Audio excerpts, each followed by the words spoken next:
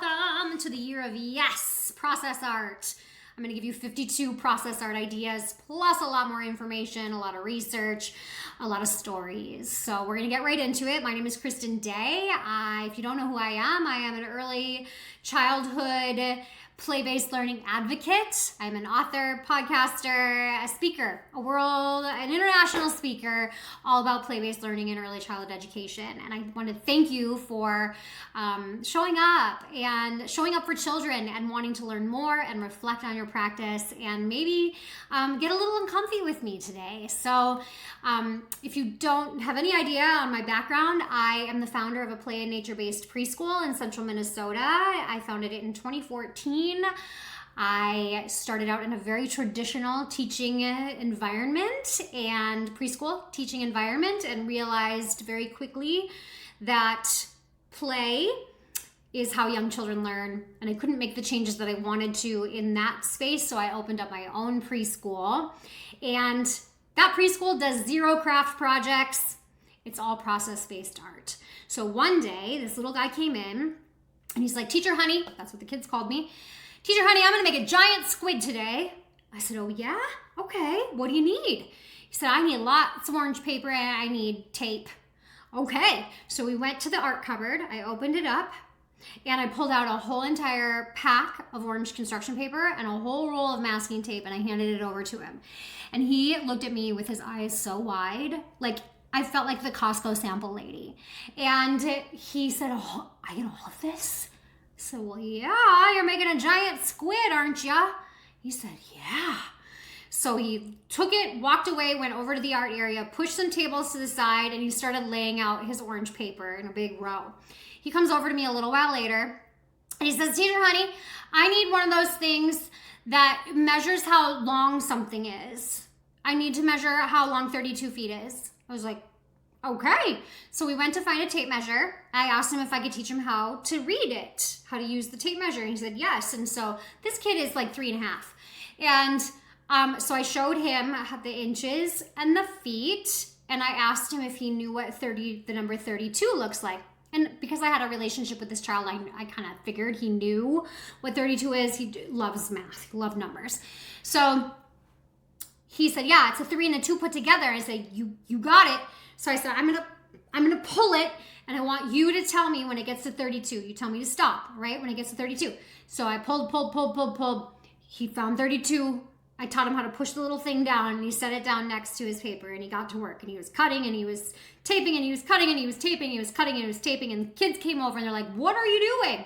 And so he says, "I'm making a giant squid." And they're like, "What's a giant squid?" And so he starts telling them all of the things, all these facts about giant squids and how they have 32 feet long tentacles, and their arms are 15 feet long, and they have 8 arms, and they have 2 tentacles, and the tentacles are what grabs the prey and pulls it into their mouth. And guess what their mouth is? Their mouth is a beak. Ugh. I don't think any animal, like any ocean creature, should have a beak. I really don't. I think that's just weird and kind of disturbing. But anyway, they have a beak. Their eyeballs are as big as a basketball. The kids are learning all of these facts from him, and then they're becoming more and more interested. And he starts talking about whales and anglerfish and colossal squids and all these things that are like deep sea creatures. And the children are learning so much from him and from each other. And he spent over, I would say, an hour and a half creating that giant squid. He didn't finish, but he worked so hard. And oftentimes you hear people say, "Oh, a 3-year-old only has a 3-minute attention span," or "A 4-year-old only has a 4-year-old attention span." That is total BS, because he was 3.5. He spent an hour and a half creating that giant squid. When children are interested in what they are doing, when they are intrinsically motivated to do something, when they're in creative flow, their attention spans are so much longer than we give them credit for. And in the book, you can see a picture of him and his giant squid, and you can see down here, this is orange, that's one of the long tentacles wrapping around the classroom. Like, phenomenal. And he never would have had that experience had I said, "Oh, I have this craft project planned for you today. Like, he never would have had that experience. He never would have had that experience had I not given him ample time to play and discover that morning in the classroom. And that is how Butterfly Hill is. The children spend 80% of their day in play, and they can create what they want to create when they want to create it. In the 1970s, NASA wanted to hire the most creative people to go up into outer space to do those spacewalks. Because if you're floating around up in space where nobody's ever been before and something goes wrong, you got to be able to think very quickly so that you don't float away never to be seen again, right? So NASA hired a man named Dr. George Land and a woman named Dr. Beth Jarman to create a test of creativity. And so they did. They created this test and they gave it to all of the astronaut candidates. These smarty pants, like astrophysicists, took this test of creativity. Well, guess what percentage could pass? 2. Only 2% of those smarty pants astronauts could pass that test of creativity. So Dr. George Land and Dr. Beth Jarman thought, I wonder what would happen if we gave this test to children. And so they did. They gave that test to 1,600 4 and 5-year-olds. 98% of those children passed the same test that those astronauts took. 98%. So they were like, what happens? Like, we are born with creativity. We have so much of it, and then all of a sudden it's gone when you're an adult. So they decided to make it into a longitudinal study, which is a study done over time with the same testing parameters. So they tested the same exact children 5 years later. They were 10 years old, same kids, same test. Only 30% could pass at 10 years old. And then when they were 15 years old, only 12% could pass. And it was the same 2% as adults. So they were like, where does creativity go? And the common denominator, the only thing they could find in common between all of those children, all those 1,600 children, was one thing. And this is going to kind of make us feel a little bit icky. That one thing was school. Schools are sucking the creativity right out of our children. We are creativity vampires when we put children into these cookie cutter spaces where everybody's doing the same things at the same times. And that can feel icky to all of us who are teachers, right? But here's the cool thing. As early childhood educators, we still have a lot of autonomy over the experiences that we can provide in our classroom. And that's what we do with our time in the day with children. And we can let them play. And research backs that. Research shows over and over and over and over again that play is the best vehicle for learning for young children. And we need to trust that research. And if you can find any research where craft projects are better than process-based art, send it my way, because I can send you all the research about process-based art or play versus academic learning. So we need to let children hold on to their creativity a little bit longer, and we can do that. One of the ways we can do that is through process-based art experiences. Here's the other kicker.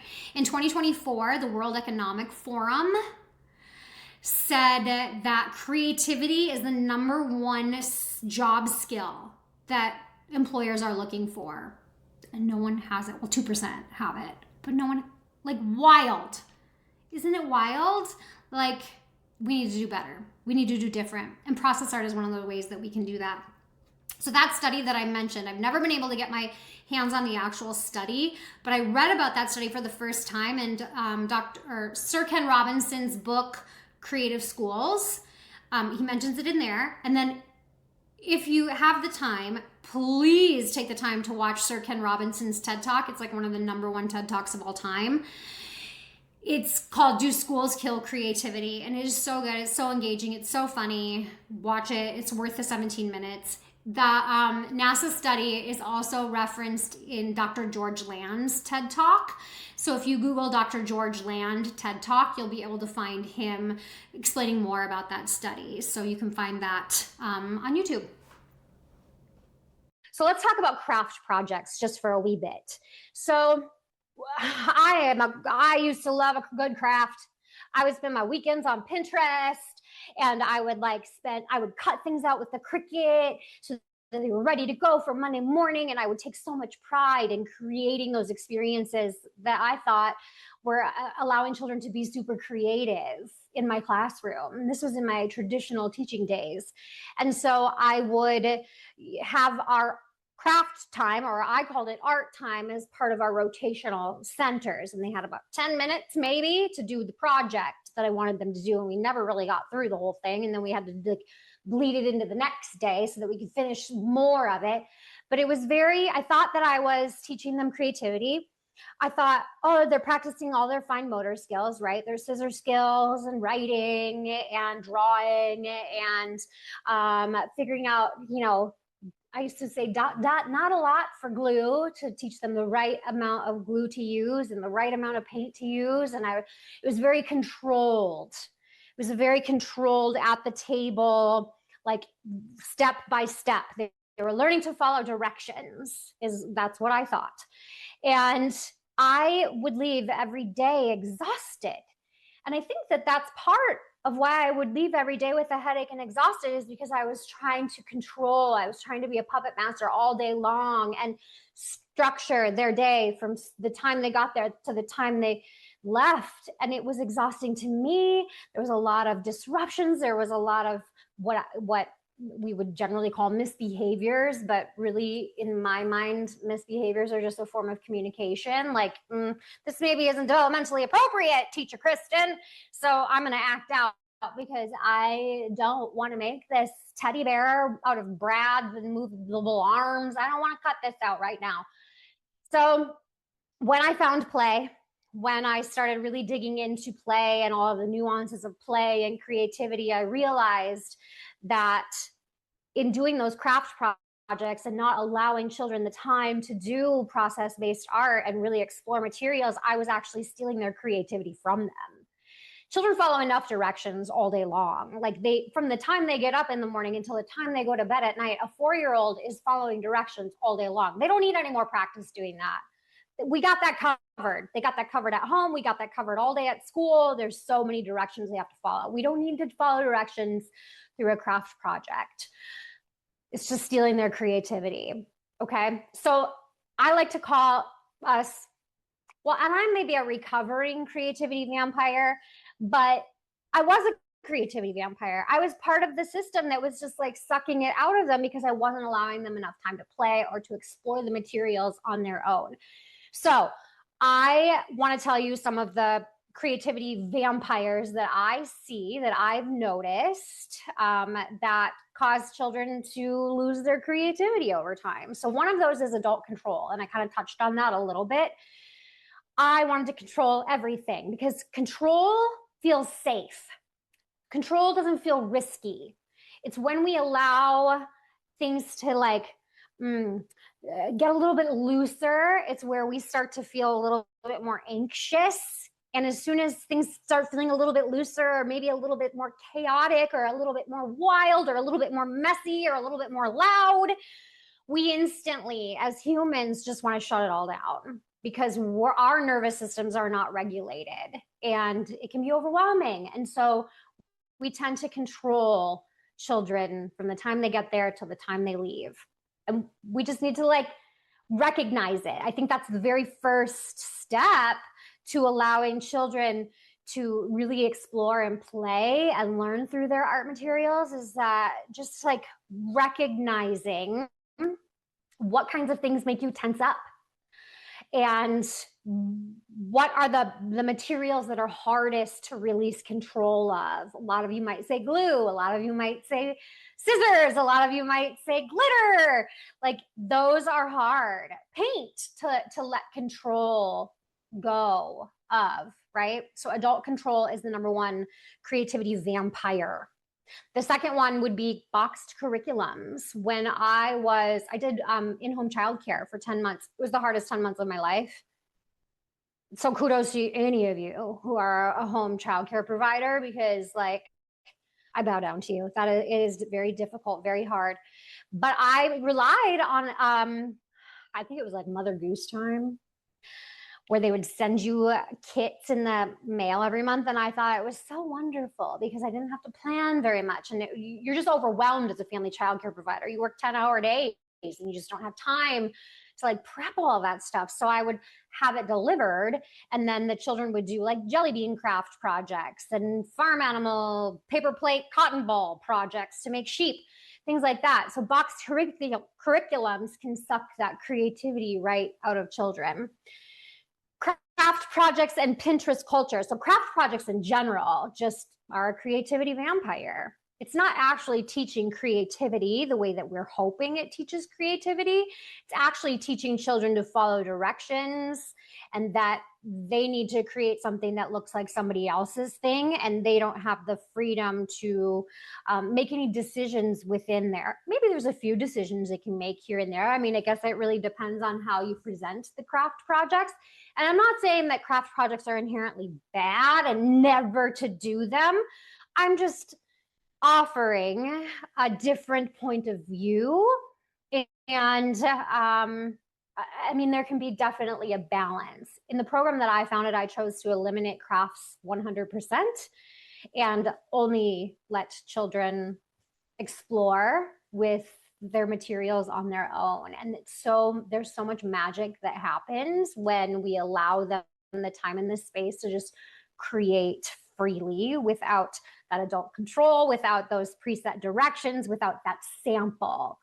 And sometimes when children have a sample and they're trying to create something to look like that sample, they can actually lose a little bit of self-confidence if they can't get it to look the way that the teacher's sample looks.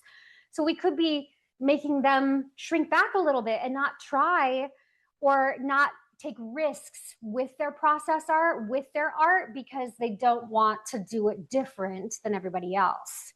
So that's another creativity vampire. Another one is that there's not enough time. A lot, when I was teaching in that traditional program, like we had to do circle time and we had to do calendar time and we had to do school time and we had to do table time and we had to do project time and we had to do outdoor time. Like it was just so structured. We didn't have time to play, to just like sit in free play. And it's huge. That is one of the things that is necessary for children to be able to create how they want to create. Jack never would have been able to create that giant squid if he only had 15 minutes of free play time. He never would have been able to create it if he only had 30 minutes of free play time, right? So we need to extend our free play time beyond that half-hour mark. 45 minutes at a minimum is what preschool children need at one given time. The children at Butterfly Hill spend 80% of their day in free play, and they meet all the standards that they need to meet before they go to kindergarten. But they get to spend all of their day in discovery and wonder and curiosity, and it is so magical on that side of education. And then another creativity vampire is mess. Oh, for some reason, as an adult, we don't like mess, right? We don't want things to get messy. Too much glue, too much glitter, too many paper scraps, like too much paint. Don't paint over there. Don't paint your hands. Like we want to control. That's it's part of that adult control. That mess might feel chaotic. It might set your nervous system off. You might start to feel kind of like cringy, like I can't handle this. This is too much. But the more you work on this, the easier it gets. It really does. It's just a mindset shift. The last one of the creativity vampires is the automatic no. Okay. So when you go back into the classroom after this class, I want you to think about, like, if somebody asks or somebody starts doing something and you automatically revert to, oh, no, be careful, or oh, no, don't do that, or oh, no, that's too much. I want you to think about how often that comes up for you and in what situations. And then I want you to pause when you start to think, no, pause and think about, is this just unsafe? Is this unsafe, or is it just messy? Is it a real problem, or is it just inconvenient for me right now? think about what materials are the hardest for you to release control of, and maybe put some parameters and boundaries into place around those things. Like if it is glue, use like pour glue into smaller bottles so that they can't squeeze out a whole entire bottle of glue. If it's breaking crayons, children love to break crayons. It's so satisfying. Keep all of your crayons from the years past in a bucket and give them yeah, you can break this bucket of crayons. Okay. So kind of think about those questions. What kind of messes make you tense up? What materials are the hardest to release control over? And then how often does that no come out before you've even had time to think things through? If Jack would have come in and said, I want to make a giant squid, and I would have said, no, we don't have time for that. Like he never would have had that experience. All of his other children would have had that experience with him of learning about the giant squid along with him. You don't have to become a new teacher overnight. You don't, but I just want you to be aware of some of these automatic things and how you are feeling in those moments, okay? Because we love that control. So just recognize that. Now I want to go over what I call the no to yes framework, okay? So the no to yes framework is just a kind of like a little series of steps that we can take our automatic no into a yes. Okay, let's try that. So I'm gonna tell you a story. And if you've ever seen me present in person or taken another workshop by me, you may have heard this story before. It's the glue plate story. So one day, little Anna came in and she's like, over at the art table, she's got all the stuff set out. And this is at Butterfly Hill. So this is in my play-based teaching days, but I'm still trying to release control over things at this point in time. Okay. So I'm like, not quite there yet.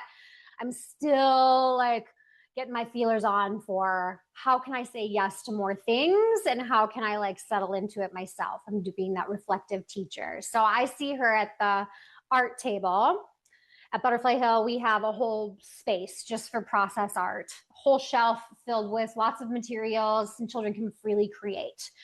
I'm going to do a little side note here. One of the things that we did notice at Butterfly Hill in the beginning is that children don't necessarily go and just grab things. If they've never done free process art before, they're not going to just go grab things off the shelf and like bring them to the table and start creating on their own generally. So we noticed that we almost have to, what we would do is just plop materials out on the table, 2 to 3 different things, and let children like see that on the table. And that kind of just gets them moving. And then they'll start to go grab more things off of the shelf. Okay. So she had a paper plate and she had a whole entire bottle of glue. Okay. It was a white bottle of glue. It was a whole bottle. It wasn't little like this. And she was squeezing and squeezing. And like, I could see her, you could just like see her whole body like shaking because it was taking so much strength to try to get that glue out of the bottle. And it was like, I had to like stop myself from being, oh, that's too much glue. Because in the past I was like, dot, dot, not a lot, dot, dot, thinking that if I taught them dot, dot, not a lot, they'd know exactly how much glue to use in every situation. Little did I realize that you can't learn how much glue is the right amount of glue unless you've used too much or too little, right? So we're gonna free the glue. So I stopped, I didn't say anything, and I just kind of like stood back and I watched this process unfold. And I am so glad that I did, because she's squeezing and everything in me, I wanted to go over and I wanted to like undo the twisty and be like, you can just like take the top off and it'll be easier to pour out. But I didn't. She was problem solving. And I saw her get really tired. So she got tired and then she started, this is the technique she used, biting the glue bottle with her mouth to get the glue to come out. Then she got tired of that. So she put the glue in between her chin and her chest and she squeezed like that. Glue started kind of getting on the front of her shirt. So she took the glue plate, she put it on the floor. She stood over the top of it, like straddled the top. I was just trying to see if I can get more of my body in. Straddled the glue plate, Did the same thing. Got tired of doing that. So she pushed the glue plate kind of like half under the table. She put the glue ball in between her chest and the table, and she used leverage from the table to squeeze the rest of the glue out of the bottle. She got it all out, and then she went and she got one pony bead and she put it in the middle of the plate, and she goes, ta-da! And then she started to walk away, and I was like, whoa, hold up. Somebody's got to have snack here later, so we got to get this over. We got to get this somewhere. And so she just goes to like lift the plate up off the ground, but it's a whole bottle of glue on a plate. So it's like sloppy and messy and it's drippy. And she's like, oh, that's drippy. Yeah, it is drippy. So I'm like, what do you think? What are you thinking? What else could you do? So I see the wheels turning in her head. She goes over to our art drying rack, which is like a commercial baking rack with giant cookie sheets in it. She pulls the cookie sheet out, comes over, puts it on the floor next to the glue plate and like shimmies the glue plate over it, puts it back on the drying rack, and she goes to play. She forgets about it. Mom comes, picks her up, they leave. 3 minutes later, they're zooming across the parking lot. Anna's running in as fast as she can. Mom's following her. She runs in and she's like, I gotta get my glue plate. And I'm like, Mom, you probably don't want to take this home, like behind little Anna's back. And Anna pulls it out, and it's obviously not dry. And she's like, this glue is broken. Anna, I'm not sure if it's broken. How about this? I'll babysit it overnight. You come back in the morning, check on it again. Maybe it'll be dry. She was cool with that. So they left. Next morning, setting up for morning check-in. I see her through the door, running across the parking lot. Mom's running after her. She blows right past me, doesn't even stop for morning check-in. Goes over to the art drying rack, pulls it out, looks at it, super disappointed, yells at me. This glue's broken. I was like, Anna, it might take a while to dry. That's a lot of glue. I've never seen how long it takes that much glue to dry. So let's just keep an eye on it. We'll watch it and we'll figure it out. It'll dry eventually. So every 10 to 15 minutes, she's going back over to the drying rack, pulling it out, hollering, it's not dry yet. So she, all of a sudden her little friends notice what she's doing. And they start talking about it. And she's like, well, I made this glue plate. I put all this glue on it and it's not drying. I think it's broken. Teacher Honey says it's not. So they start going to check on glue plates. They're pulling it out. So somebody's over there like every few minutes, letting everybody know that glue plate's not dry. The next morning, it's Anna and then all of her little gaggle of girlfriends are the ones who came in and were like checking on glue plate right away. It's not dry yet. The next morning, Thursday morning, it's probably half of the class, maybe more, 20 kids coming in, checking on glue plates. They all want to see. And then the next morning, parents are like, what's glue plate? Who's glue plate? What is this? So I'm teaching, it's our new class pet. It's our new class pet, like glue plate. It was still not dry yet. So Monday morning rolls around. Kids trickle in. Somebody goes over. They kind of had forgotten about it at that point, but somebody was like, oh, glue plate. So goes over, sees that it's dry. Well, the kids then devised this plan because Anna wasn't there yet. And this is what's so cool because I could see empathy happen. And empathy is a skill that isn't really like developed. Well, I mean, some people never really develop empathy, but it's something that really isn't, you can't really see a lot happening until children are maybe like 7, around there is kind of when the brain turns on to empathy.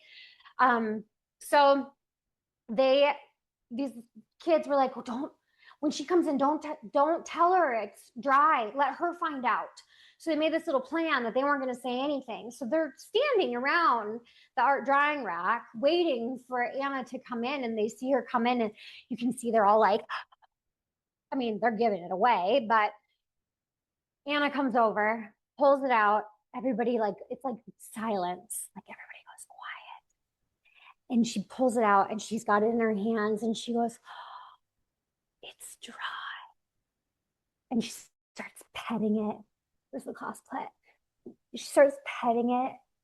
She's like, it's so smooth. And the other kids are like, I want So they're just passing it around and they're all petting glue plates. Our class never would have had that experience had I said, not a lot. If I would have said, that's too much glue, Anna, we never would have had that experience. And that bottle of glue, 50 cents, right? It was so worth that collective experience that we had as a class. And a lot of times people will be like, but Kristen, if we let one child pour out all the glue from a bottle, then every child's going to do it. Not every child will. Some kids don't care at all about glue. Some really want to investigate the glue. They're not all gonna do all the glue. And if you're worried about that, like, get a gallon of glue and put it in little bottles like this, water it down a little bit so that like they're not using as much. Like there's ways that you can say yes to those things. So that comes back to our no to yes framework. Okay. So the first thing we're going to do, there's like 4 little parts to this. The no to yes framework is that awareness, that like bubbling up inside you of like wanting to step in or wanting to say no, or that's too much, or that's too messy. That awareness is the first step to changing your no to a yes. Okay. The second step is asking a better question. Okay. So those are the questions like, is this unsafe or is it just messy? Is this a real problem that we have here? Or is it just inconvenient for me as the adult in the classroom right now? Is it going to make a big mess that I don't feel like cleaning up? And here's the deal. If we are in early childhood education, like that is part of our job, is providing those experiences for children to learn about the world around them through creativity and exploration and hands-on discovery. Like early childhood education should be a little messy. One of the things that I like to say is that if they didn't get dirty, they didn't play. That's hanging on a plaque at Butterfly Hill right in the entryway to remind all of the adults that come in every day and in and out of that building that being messy is okay. Being a little dirty is okay. Getting a little paint on your shirt is okay. Getting a little paint on your hands is okay. All right. So then you ask those better questions. The third step from the no to yes framework is find the yes inside of the no. Okay. So if your instinct is to say no to the glue because that's too much, can you put it in smaller bottles? Can you give them smaller paper plates to pour the glue out onto? If it's because it feels a little messy to you, can you add a tray on the table? Put a tablecloth down? Like, what are some things that you can do to kind of minimize or mitigate that mess or that overwhelm that you're going to feel when the children are engaging in that process art? So find the yes inside of that no. If you feel like maybe the materials are being used wrong, like too much glue or too much glitter or something like that, your yes could just be like, okay, just stay, you have to stay in this area at this table with it. Okay. So find that yes inside the no. And then the last thing is to reflect. Basically, it's like documentation, being what I call a play detective. Reflect, don't react. Reflect on that learning that you saw that happened. Tell those stories to people. Tell them the stories about the giant squid and about the glue plate and all the amazing things. Tell the parents about that. Tell the other stakeholders outside your classroom. Tell administration those stories and all the things that they're learning through those processes. Okay. So reflect, don't react. So that's the no to yes framework. Okay. Now we're getting into the 52 invitations. All right. If you're following along in the book, it is on, we're going to start, it's on page 14. All right. So it looks like this in the book. And you can grab your book. It's in your email. There's a link there if you want to grab this and print it out and use it in your classroom. Okay. So the very first one, if you're taking notes, this is where you're going to start. You want to start taking some notes because I'm going to go through all 52 of the invitations right now. Now, here's one thing I want you to recognize. If you're just coming on, like, there's no photos on purpose because I want you to use your full creativity when you are offering these things up. And a lot of times it doesn't even need to be your creativity, because really what process art can be, it's the simplest thing. It's just like a collection of a few things on a table to let, or an easel, or outside to let children explore with those materials. Okay. So generally, like what we used to do at Butterfly Hill when I was teaching is I would just plop out 2 to 3, maybe 4 things on the table for them to create with. It can be so simple. And then you just step back and you let children explore those materials. Most of the materials that I have in the 52 invitations are things that don't really need any explanation whatsoever. But if there is a specific way to use something, I usually would explain those, how to use that or how to do that at morning check-in. So morning check-in is just a time where before children come in and they go play for 2 hours, they do a little check-in with me. It's kind of just like a check for understanding. It takes less than 30 seconds. If I need to teach, like explicitly teach something, that's where I do that, so that I have a chance to do it with every child, build that relationship with every kiddo, and then they can go on their way. So let's say, and this isn't in the invitations, but like, let's say if we're trying to teach them how to use a tracer. So, you know, the good old cardboard cutout tracers that we probably all have in our file cabinet somewhere. Like, let's just say it's a tree. Okay, so they have a cardboard tree and we want to teach them how to trace it. I would do that at morning check-in. So I'm going to teach them, you like hold it down with one hand and you're going to take that marker or that pencil and you're going to trace around it with your other hand, and you're just going to press down a little bit hard so that it doesn't move. You can even put a little piece of tape on there if you want to, and that's how you're going to trace around it. So if something needs explicit directions, I'm going to do that at morning check-in, just so that I'm not interrupting their process when they are engaging in their process art. All right, so the first invitation is a stick or a branch. We've done little sticks at Butterfly Hill and we've done giant branches at Butterfly Hill. And what's really cool is we've got a collection of branches now that are still there and they hang from the ceiling now because we've kind of done it as like mobiles, like art installations hanging from the ceiling. So like one of my favorites, and this is the invitation that's in the book, is a branch or a stick with pom-poms, you know, those fuzzy little pom-poms, and glue. Okay. And you just let them glue the pom-poms all over that branch, and you can hang it up if you want. And you can, if they're little sticks, let them take them home. Right. Another thing that you can do, so then we can talk about the expansion. How can you expand on this? Because what I loved to do at Butterfly Hill is put something out, but let them explore it for a whole entire week during free play time. I didn't change things all of the time.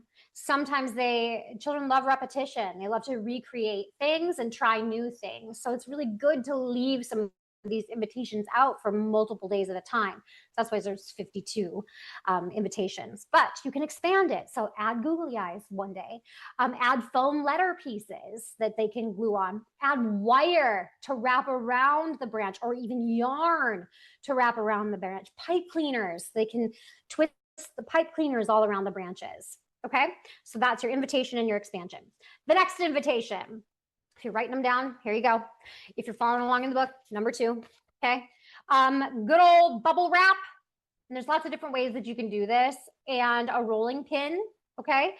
And then add paintbrushes and paint for the children to roll with paint onto the paper. Okay, so you can wrap. Another thing that you can do is you can take that rolling pin and you can wrap the bubble wrap around it.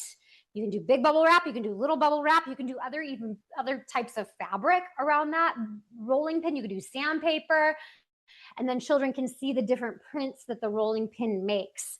Or you can cover the whole table in bubble wrap and then give children paintbrushes and let them paint the bubble wrap. They can take paper and they can press the paper down onto the bubble wrap to make prints.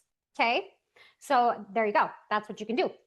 Other things that you can do, wrapping around the rolling pin: yarn, fabric, aluminum foil, wire. Those wiki sticks that are kind of waxy, like wrap those around there and let children do printmaking with those types of things. The third invitation is really simple, but we don't many programs don't let children use this tool. It's a good old stapler. Children love these things. And they feel such a sense of like grown upness, matureness, maybe, because they're getting to use a tool that nobody ever lets them use. Because be careful.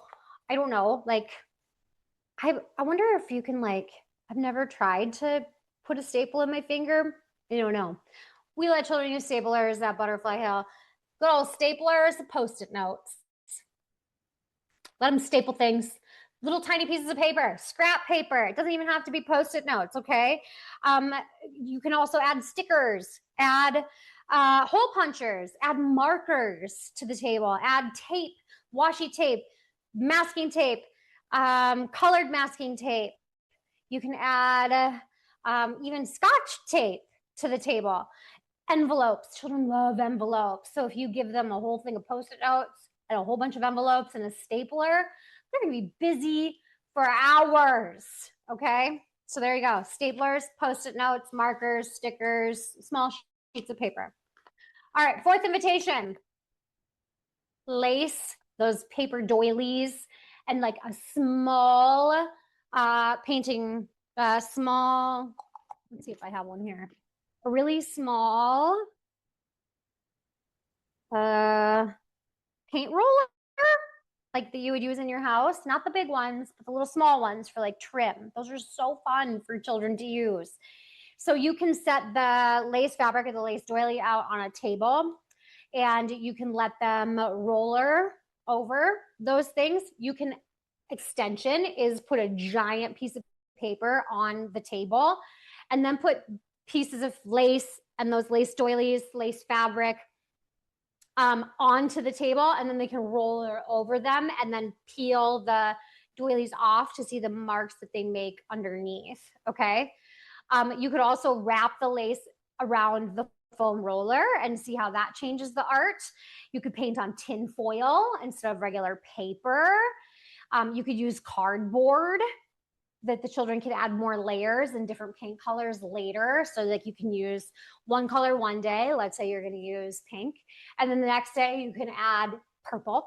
And the next day you can add white and just layer the paint if you're using cardboard, because it's not going to rip like regular paper. So I love using cardboard as a canvas. Okay. The next invitation is, I actually just threw my foam head away. So it's a foam head. It looks like this. Right, like that. Okay. You can buy them for like $4 or $5. I think I found mine for $3 at a craft store. And those biodegradable packing peanuts. Okay. So you can buy these on Amazon. And I have in the book, and I'll send out the list too in an email when I send out the replay. But the book has QR codes in it, so you can scan that for my Amazon list where I find all of these things. And if you're not an Amazon user, I'm sorry, but that's where I source a lot of things. So these are biodegradable packing peanuts, and you've probably seen these before, maybe not. You can actually eat them. Like they're taste safe. They're made out of potato starch. So the cool thing is when they get wet, they stick together, and you can make sculptures out of them. And I love adding, they don't just stick to each other, they stick to other things too. So you can add toilet paper tubes or paper towel tubes. You can add paper plates for making bigger sculptures with. I put a foam head with them when I travel around and teach people about process art. And it's just fun because they make like fun hair on that styrofoam head. But the other cool thing is you can buy other shapes and colors of these things, and they all stick together when they're wet. So I add like paper towel on like a plate, and then they can just like dampen the little packing peanuts. It's not styrofoam. Don't get the styrofoam ones. They need to be biodegradable packing peanuts. Okay. And they stick together like that. So that's that invitation. And if you want to extend, again, you can add cardboard boxes, shoe boxes, paper towel tubes, paper plates, anything like that to make their sculptures bigger. Any recyclables. Process art does not have to be expensive. Recycling things are like the best. I had a little girl who used a milk carton one time. She filled the whole bottom with glue. She put a whole bunch of beads in there. She stuck an orange piece of paper in the top. And she was like, this is my art project. It hung on the ceiling of Butterfly Hill because she wanted it to hang from the ceiling. So we got a ladder and I helped her hang it up, and it hung there for years before we took it down. So it doesn't have to be expensive. It can be recycling. It can be lots of recycling materials. Number 6. Okay, those witch fingers that you get at, or goblin fingers that you get around spooky season, Halloween time at Target dollar spot. You can also find them on Amazon. I linked them on the thing. They're witch fingers. Let them finger paint with their witch fingers. How fun, like to put them on and then just the play that goes along with it. I also just love to set out a bowl of those witch fingers at spooky season time to see how the play changes in the classroom when everybody has all those scary fingers on. So let them finger paint on the table with those witch fingers. And if you want to extend it, you can move it to a vertical surface like an easel or the wall covered in paper. Add sequins. You could add glitter. Give them a paintbrush and actually have them try to wear the fingers and using a paintbrush at the same time. And then you can add googly eyes if you want, or googly eye stickers. Okay. The next invitation is a sink plunger. So sink plungers are just smaller than a regular plunger. They're for a sink, right? So these are just so fun for using at the table. The problem solving along with plungers is so fun to watch. It's also fun to just like not put any paper with it and just give them a little paint and let them paint on the table with the plungers, because like the suction is so fun. An extension is to add big plungers and do it on the floor on a large piece of paper on the floor. Just make sure that like your plunger is labeled like not for cleaning purposes, or you could write this is a play plunger or art plunger, so that nobody uses it in the bathroom. Plunger. You can find all sorts of different like shapes of these too, like that. We had some little yellow ones at Butterfly Hill that had like they were like spongy. I don't know how to explain it, but so sink plunger, paper, paint. Okay, I'm going to give you another, this is a tip, and I don't have any here to show you, but one of the things that I learned very early on in my teaching career was a way to kind of make the paint disperse out for when you're doing printmaking like this. So like if you were to plop a whole bunch of paint onto this tray and just like put the things on here, like it's going to clump up a massive amount. It's going to get slippery and it's going to be all over the place. So what you can do is you can buy really thin like foam batting, like that you would put in the layer of like upholstery batting is what it is, but really, really thin, like an 1/8 of an inch thick or a 1/4 of an inch thick. And you're going to cut it to the size of your tray. Okay. So then you're going to plop your paint down on the tray. You're going to put that piece of foam over the top. And then when you use your tools on that paint tray, that the paint is going to come through the foam in just a more, I don't know how to explain it, not in a gloppy way, right? It's going to like spread out and it's going to make a nicer print for the tools that you're using. All right. So there you go. That was number 7. Number 8, put magnetiles on the table. Children love magnetiles. And then add paint and paintbrushes. They can paint those magnetiles. You could do printmaking with them too if you wanted to add some paper and let them do printmaking. But they can paint the magnetiles, let it dry, let them use that for a while, and then they just wash right off if you're using washable paint. You could also put the magnetiles on a magnetic easel. This is an extension, and have children paint on them on a vertical surface. You could also put magnetiles on the table with a big sheet of white paper or craft paper and have them make designs and trace around the magnetiles. Okay, so that was number 8. Number 9, this is one of my favorite things. I found it at a thrift store at one point. It was a manual paper shredder. They're just really little. I found them on Amazon. Manual paper shredder. It has a little crank, and it's not like, you can't get your fingers in there, so you can't like shred your fingers up. They're just little. They're like this big. It's like a tabletop manual paper shredder. But the art that children made from those paper shredders was so cool, because the children figured out that they could feed the paper half through and then pull it out, and they would have like a solid piece of paper with like fringes on the bottom, and they would make creations like jellyfish and octopus and things like that out of that. And then if they shred the whole thing, they can use that shredding in their art and glue it down.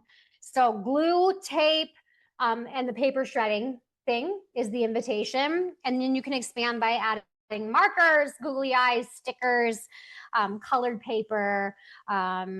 Simple, right? Very simple. All right, number 10. This is something I don't think a lot of people do. Temporary tattoos are so fun, and you can get them in bulk, so cheap. And then to teach children how to use the temporary tattoos, they do not have to be on skin. Temporary tattoos will stick to really anything. They'll stick to fabric, they'll stick to paper plates, they'll stick to cardboard boxes. They will stick to, like, if you have a mannequin head like this, this actually has temporary tattoos on it. So children can stick the tattoos. Magnet tiles, they can put temporary tattoos on the magnet tiles, and then you can use a little bit of like rubbing alcohol to get them off, or like a magic eraser to get them off. So teaching them how to transfer a tattoo, I would do that at morning check-in probably, and then let them use those temporary tattoos as their art. You can get all sorts of different kinds of temporary tattoos, alphabet temporary tattoos, animals. You can get realistic looking ones. You can get kid-friendly temporary tattoos. But you can then give them markers to add to their designs with the temporary tattoos. Let them do them on magnet tiles. So lots that you can do with those. They don't have to be on skin. You can make that a boundary. You can say, nope, we can't do it on skin, but here you can do it here. Or if you want to allow children to do it on their skin, I would just give parents a heads up that that's happening, so that they know and can prepare ahead of time for it. Okay, the next one, some of you are going to be like, oh, I can't do that. But I urge you to just think it through. This is going to be one of those automatic no's right away. So just think and reflect. Okay. A low temp glue gun. We used to let children use low temp glue guns at Butterfly Hill, still do. And we supervise, because they are still a little bit warm, and we let them know, that the end is warm.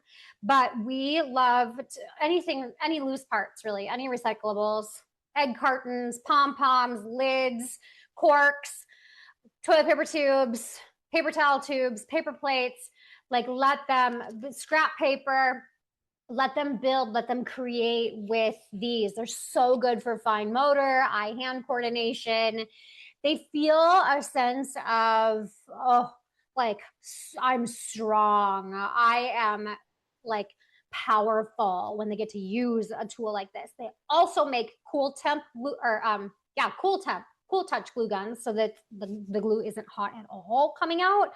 But a low temp one, it is going to be warm coming out. Don't ever use a hot one with children, because that even hurts for an adult if it burns you. Okay, so low temp glue guns, and all of the materials, collage materials to go with it, recyclables. Now, I don't know if you know this, but you can buy glue for glue guns that's glitter and colored. So fun. So one thing I did 2 years ago, I bought Butterfly Hill silicone molds for gluing. Okay, and you could, like, these are charms. These are all linked in the Amazon. So they can use the glue gun. Where did I put it? They can fill in all these tiny little holes. They can make their name. They can make their friend's name. They can make mom. They can make dad. They can make their dog's name. They can just make the whole alphabet if they want to. And they can use the color glue to like fill in those little holes. Dries within 30 seconds usually. Pop them out, and they have little like glue charms. So you can find alphabet ones. You can find numbers. Here's more numbers. These are just like silicone candy molds or charm molds. I have little hearts, the donuts. These are fun little donuts they can make and take, and they get to take those little things home, and they just love it so much. Okay, so that is the cool Tom glue guns, and the extension is to add those silicone things and let them create those little pieces. Okay, the next one, number 12, the invitation is water, okay, chalk, black paper, and like a pestle and mortar. Okay, you can see that there's like chalk all over this. So letting them basically create their own chalk paint. Let them crush it up, add a little water, get their paintbrushes, use it on black paper. It will turn out really cool. When chalk gets wet, you can even use chalk. Like I love to just give children chalk soaked in water. So I'll just like put a bowl of water out with chalk in the water, because the texture of the chalk changes when it's wet, and it's more of a creamy appearance and feel than a dry, scratchy feel, which it's regular chalk's hard for me to handle, but I can do wet chalk. So black paper, add that. You could also, the extension is to take it outside, and you can let them paint the sidewalk, let them paint the trees, let them paint the playhouse, let them paint the building with their chalk paint that they made with their little pestle and mortar. And if you don't have one of these, like, I mean, you can find other things, a potato masher, other things to grind up that chalk. Okay. So that is number 12. Number 13, I don't know if you've ever heard of sumi ink before. It is a Japanese black ink. Looks like this. Okay. I haven't personally used sumi ink with children, but I've used sumi ink myself, and it is beautiful, and it is just a really cool concentrated ink. It makes beautiful marks on paper. So I just love to use it on white paper myself with the black ink. And you can do it vertical. You can do it on the table, and give them tiny little paintbrushes to use with it, small little paintbrushes. To expand, you can let those paintings dry and then let them add different colors with markers or maybe oil pastels. You could give them different size paintbrushes to see how the different marks are made. You can cover the whole table with paper and do like a collaborative art project with that sumi ink and other colors after it dries. Okay, that was number 13. Number 14, putting a mirror at the table and letting children paint their own faces. Or if that's a hard no for you, you can have that as a boundary. I would suggest getting something like this to keep in your classroom. They're also really fun for scaring your coworkers with. Like if they're in the bathroom and you have this head, you can like put it over the stall. Yeah. I love to play practical jokes on the teachers at Butterfly Hill. Anyway, so get a mannequin head and let them paint on the mannequin head if you are going to let them paint their own face, okay? Let them use Q-tips. So there is a brand of paint for faces that is non-toxic. It is made by this company called Natural Earth Paint, okay? It is safe for your skin, it's safe for the environment even. So that would be a really good, if you're afraid of like the toxicity and different face paint for like they have out at Halloween, Natural Earth Paint is a really good alternative. Okay. But otherwise, let them paint on a mannequin head with Q-tips, with small little paintbrushes. I love to buy the little lipstick applicator brushes off of Amazon. There's black, tiny little bristles, tiny little paintbrush for tiny little hands, and they can use those to paint the face with. Makeup sponges. They love this. And this one has real hair. She's from Amazon. She goes with me in my suitcase everywhere. I don't know what TSA thinks, but her hair is real human hair, so it can actually be curled. I used to be a hairstylist way back a long time ago, and I had a bunch of these heads like in my closet. So I just started putting them out for my preschoolers, and it is like a staple now at Butterfly Hill, our mannequin heads. So let children paint this if they can't paint their own face. And you could also print out photos of the children's faces just to have on the table, and then they can paint their own face or draw it with markers or put temporary tattoos on it or whatever, their own picture. Okay, and then take that home. All right, that was number 14. Number 15, this is just like a kind of a fine motor. They may not take this project home. That's okay. Some of these they might not ever take home.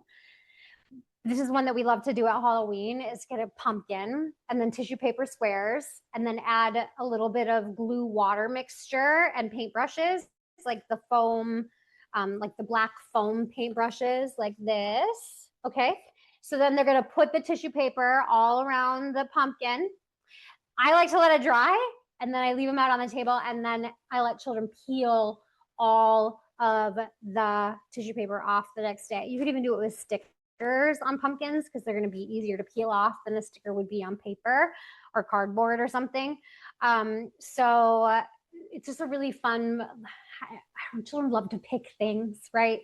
Humans love to pick things. So that picking off of the paper is just really soothing. It's kind of like an ASMR thing, probably for children. Be very, can like kind of release that vagal nerve a little bit. All right, okay, so now we're getting into, that was all table art. Now we're getting into easel art, things that you can do at the easel, okay?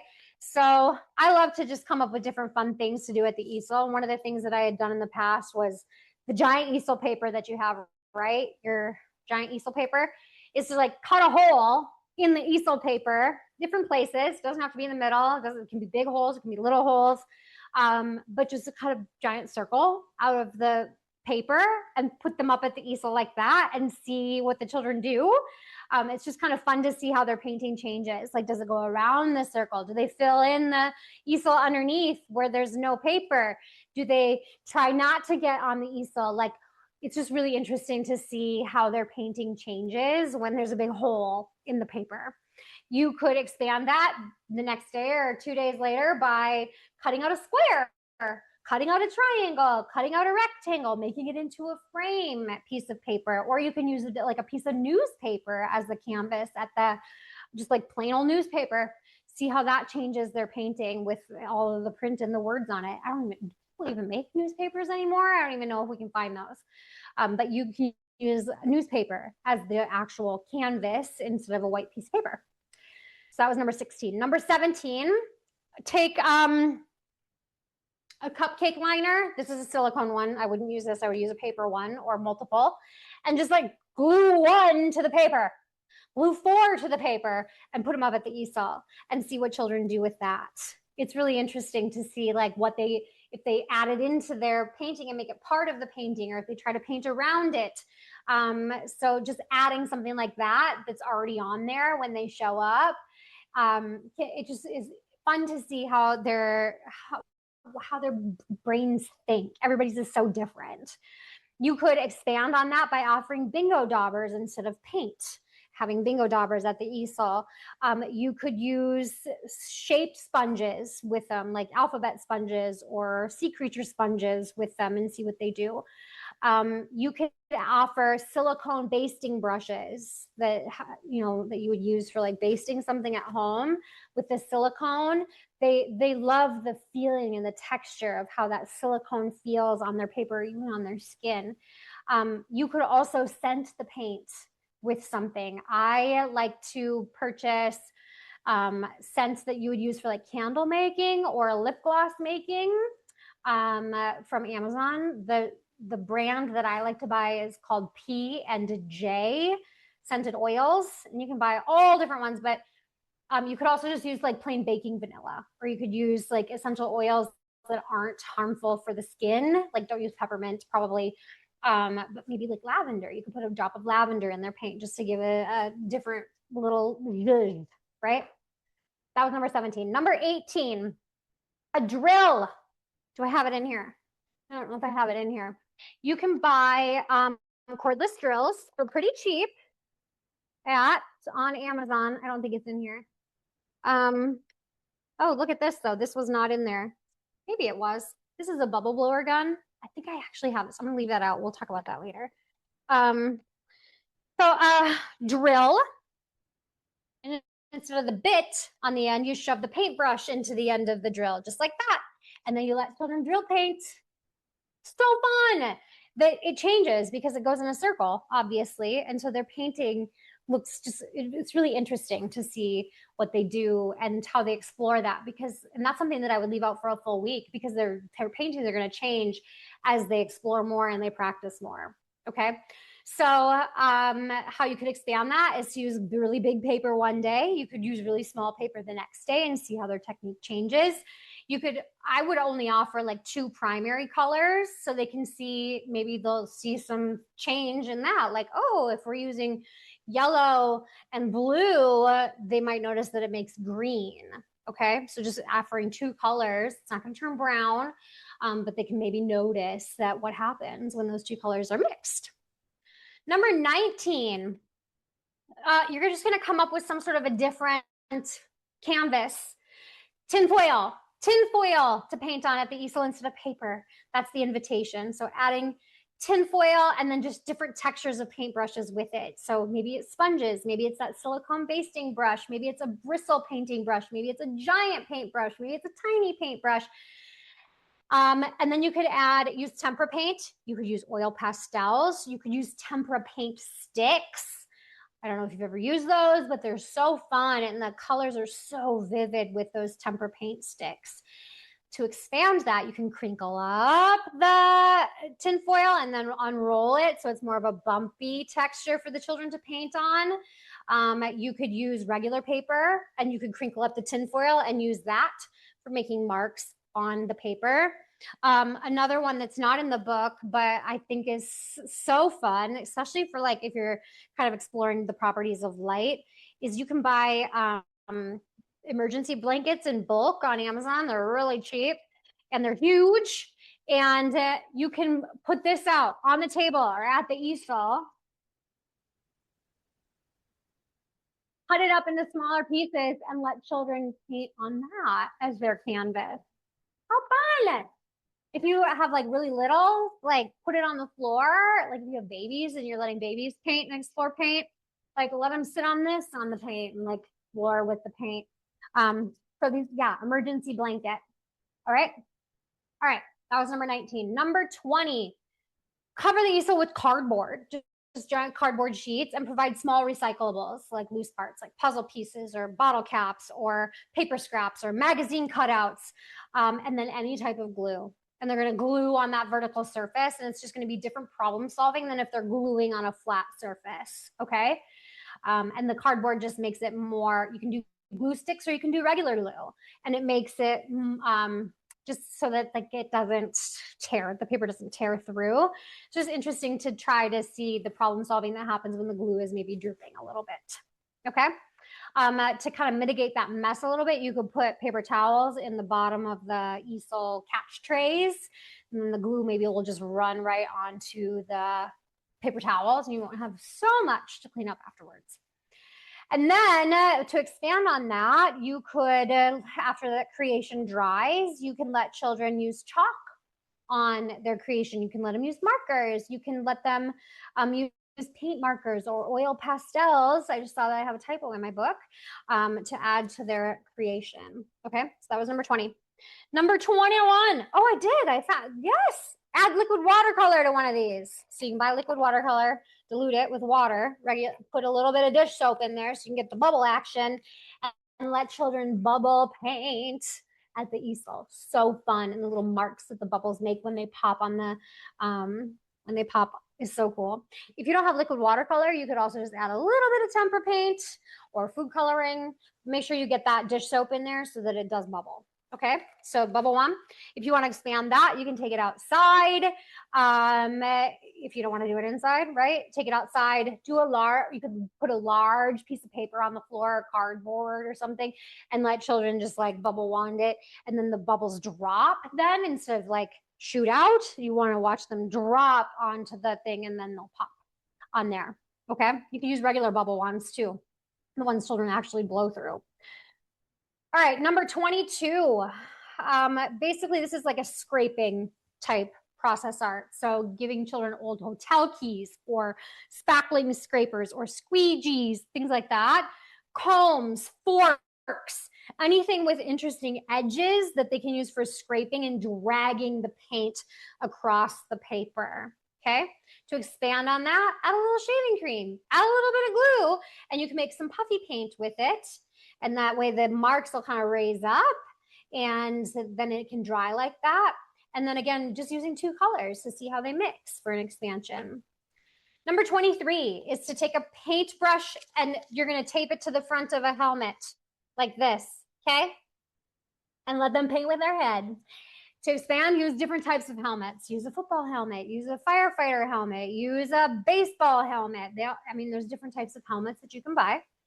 And add different paintbrushes or different types of paintbrushes, different tools to the front so that they are painting with different, it's like a full body workout, okay? That was number 23.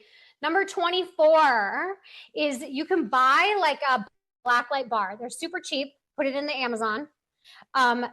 Tape it to the top of your easel. You have to plug it in. You might be able to find battery operated ones. I actually do have battery operated black lights here in my office. It's not a bar like this, but they're more of a chunky looking thing. They're about this big. To dim the lights, right? And then give children neon anything, okay? So we're going to give them neon paint first and let them watch that glow as they're painting. You could give them, I pulled these out. These are neon face paint sticks. So they glow under the black light, but you could use it on paper, okay? Anything labeled neon will glow under a black light. So neon paint, neon paper, neon stickers, neon Post-it notes, it's all going to glow under a black light. Highlighters, neon markers will be more vibrant underneath a black light. So tape that to the top of the easel, dim the lights a little, and let children explore with the black light. So fun. Okay, number 25. You know what a pipette is? They're these things like this. They're like little droppers.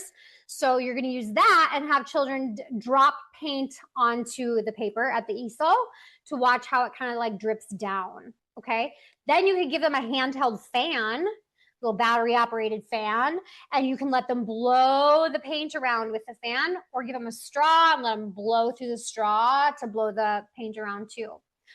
Okay. You could also, this is an expansion, those handheld balloon inflators that are like a little tube and they have like a little pump that like pushes the air through so you can blow up a balloon quick. Use those, like the core muscles that children have to use to squish those things. So good for their core and strengthening their core. All right. Number 26. Okay, so you might have to attach the paper lower to the ground for this, so it might not be at the easel, but at vertical surface. You can put the paper towards the ground, just use like thick butcher paper, even cardboard, tape it to the floor, and then give children a pillow, let them lay back and let them take their shoes and socks off and let them paint with their feet as they're laying on the ground, okay? You could also give them a paintbrush and try to have them hold the paintbrush between their toes. That could be an extension. And then another extension would be using like the plastic animals that you have in the classroom and painting with their feet, like dinosaurs or little cows or whatever it is, and painting with those little animals' feet. All right. Number 27 is kind of basically the same thing as letting children paint their faces at the table, but you can let them do it at the easel. So you can attach a mirror to the easel. Another thing you can do is you can let children at the easel look at their face in the mirror and paint the mirror instead of their own face at the easel. And if you want to expand this, you can let children paint your face. Just never use red because it doesn't come off very well. Learn that the hard way. All right, number 28 is this is a big section, just clay art. Clay is something that you can leave out a lot. Along with all of these other process art things, you can just have a clay table too and let children explore with clay. And you can add lots of different, I would just like put the clay out for the first week or two, even just to let them learn about the properties of clay and what happens when you add a little bit of water and like how they want to build things and let them dry. But then to expand on it, just periodically add other things. So in the book, there's a whole bunch of things. There's a whole bunch of suggestions, but like popsicle sticks, fabric scraps, wire, beads, rubber bands, mesh, foil bits, pebbles, shells, twigs, leaves. Add those types of things to the clay and see how their creations change. Number 29. This was an idea that somebody sent me a picture of, and I don't have the picture in here because I just want your creative juices to be flowing. Go to the thrift store at the beginning of the school year and find an old coffee table, find a piano bench, find something that the children can use to create glue art on. Okay, so they're just going to add collage pieces to it all year long. Okay, so I mean, there's a ton of suggestions of things that you can add to the glue table. So any recyclables whatsoever, and any types of glue that they want to use to add to that creation. The program that showed me their glue tables, like it was fascinating because they just used an old table. Every classroom did one, and they would just add all of the things.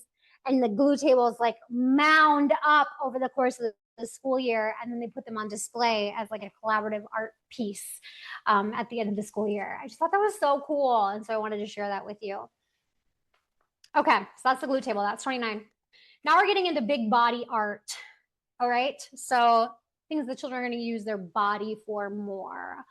So number 30, the invitation is to roll out a long stretch of paper on an outdoor surface. Okay, I mean, you could do in.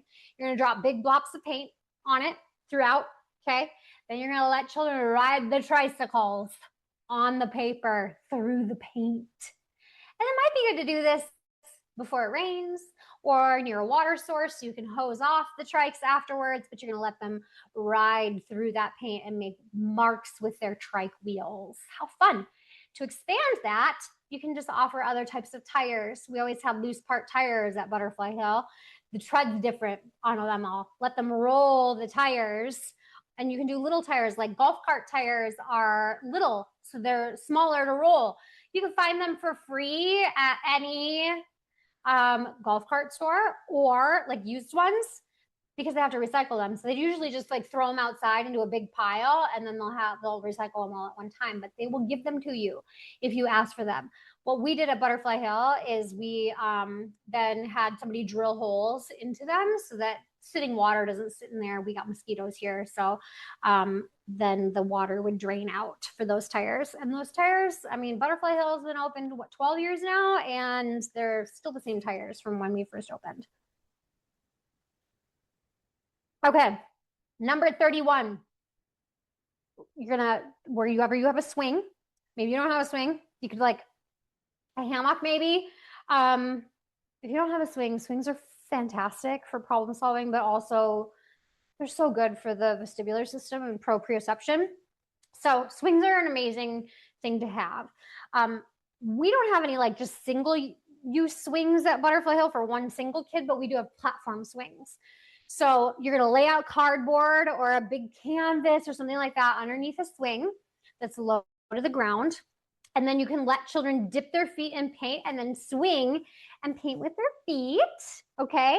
Or you can have them lay Superman style, this is an expansion, and they can use paintbrushes and they can paint as somebody pushes their feet. I'm gonna show you, I actually did this with my own children on a platform swing. I'm gonna show you the painting. It's huge. So this is, my kids created this, I don't know, probably 10 years ago. And I just like cherish it so much, but this is just, they used acrylic paint on a giant canvas and created a really cool piece of art, all four of my kids. So I'll hang on to that forever. But you can do the same thing with just cardboard. I mean, you can get a big canvas like this too, but it's not a necessity. Okay. Woo! All right. The next invitation is number 32. I want you to use very watered down tempera paint. So like when you notice you've got some jugs of tempera paint, they're at their last leg and you can't really get any more out, but there's still a little bit in the bottom, fill that bad boy up with water, take it outside, cut the top off or just pour it into a bucket and give children giant outdoor paintbrushes, you know, just like your big, like you would paint a house with, and let them paint the side of the building. Let them paint the playhouse. Let them paint the tricycles. Let them paint the trees, and it'll all wash off in the next rain. If you live in a place where there's not rain, a lot of rain, I mean, maybe like a hose would be good, or give children giant sponges afterwards and buckets of water and let them wash it off. They love doing that too. Giant sponges are so good. Just like the properties of a sponge, like the car wash sponges, so fun for children to play with. Okay, number 33, I just want you to attach paper under a table for children to lay down under the table and make marks. I wouldn't do paint probably under a table because you don't want to drip it in their eyes. You can do paint sticks, you can do oil pastels, you can do bingo daubers, markers, crayons, pencils, colored pencils. You can even have them glue stuff, like with glue sticks underneath there. I wouldn't use regular glue, but you could use glue sticks and have children glue things. It's just a different way to use their body to create art. So you could expand it, add stickers, add the bingo daubers, change the size of the paper, make it the paper a different color, all sorts of things you could do to expand on that. Number 34 is using a long-handled broom or one of those like actual giant paint rollers on a big handle that's really long, and letting children paint, like covering the wall with paper and letting them paint with that, or going outside and putting a bunch of cardboard out, or even the sidewalk and letting them paint with the broom or with the roller on the sidewalk outside. Number 35, this one some of you might go, woo, clutch my pearls. Let children paint on a ladder. It could be a step stool, or it could be a little, you know, just like the little ones that they use to step up to the sink. It could be short. It doesn't have to be a tall ladder. Step stool. Put the paper up high and let them do some risky art. Let them take a couple steps up. Ask them questions like, do you feel safe? Do you want me to stand? I'll stand near you, and let them feel that strength, feel that empowering feeling that can come along with doing something that's a little bit risky. Okay. All right. You could make it like a glue thing too. Stickers, it doesn't have to be paint. It can just be drawing on a tall. Every child is going to want to turn doing that because it's something that they probably would never otherwise be able to do anywhere. So it'll be popular.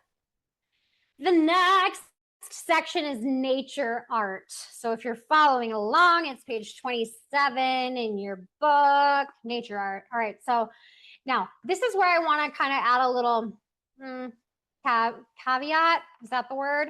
Disclaimer. Every program is different. Every community is different. Every culture is different, okay? There might be some things in your communities that you may not wish to do with your children that might not be culturally acceptable, or may not be comfortable for you, might not be comfortable for some of the other adults. So some of these things that I might mention, you might be like, oh, heck no, Kristen, like we can't get away with that. Or I don't feel like that's something that I want to provide for the children in my care. And that is completely fine. Everybody is entitled to their own differences, and each community is different in the tolerance level of some of these things. Okay, so Butterfly Hill is a nature preschool. We get a lot of natural items donated to our program from our community. And we get a lot of bones, we get a lot of skulls, we get a lot of feathers, we get a lot of turkey wings, we get tails of animals, we get antlers, we have a plethora of items. And so we sometimes offer those up for children to paint on. to wrap yarn around antlers, to paint on the antlers, to put temporary tattoos on the antlers. One of my favorite loose parts in the classroom is a moose antler. It was donated to us from a kindergarten classroom who had it for 20 years before Butterfly Hill had it. Still in perfect condition almost. So the invitation for this one is to use antlers and paintbrushes. And again, that might not be something that you can do. That might not be something you'll be able to get your hands on in your corner of the world. But it's just really fun to watch children explore and like just be able to like tangibly feel those antlers. So it could be deer antlers, elk antlers, moose antlers. To expand it, you could use the antler as a tool to paint with, to make marks with. You could cover the antler with that tissue paper glue water mixture and let them peel it off. Like maybe it's the big moose antler. You could let them peel it off. You could let them use washable markers just to draw on them and then have them use little sponges to wipe it off. You could do it on a skull of some sort. I would make sure it's a boiled skull, probably not like fresh off the road skull, but like a boiled skull. One of the teachers at Butterfly Hill, her partner is a taxidermist. And so we were able to get a lot of furs and pelts and tails and skulls and bones and things from them. So that's number 36.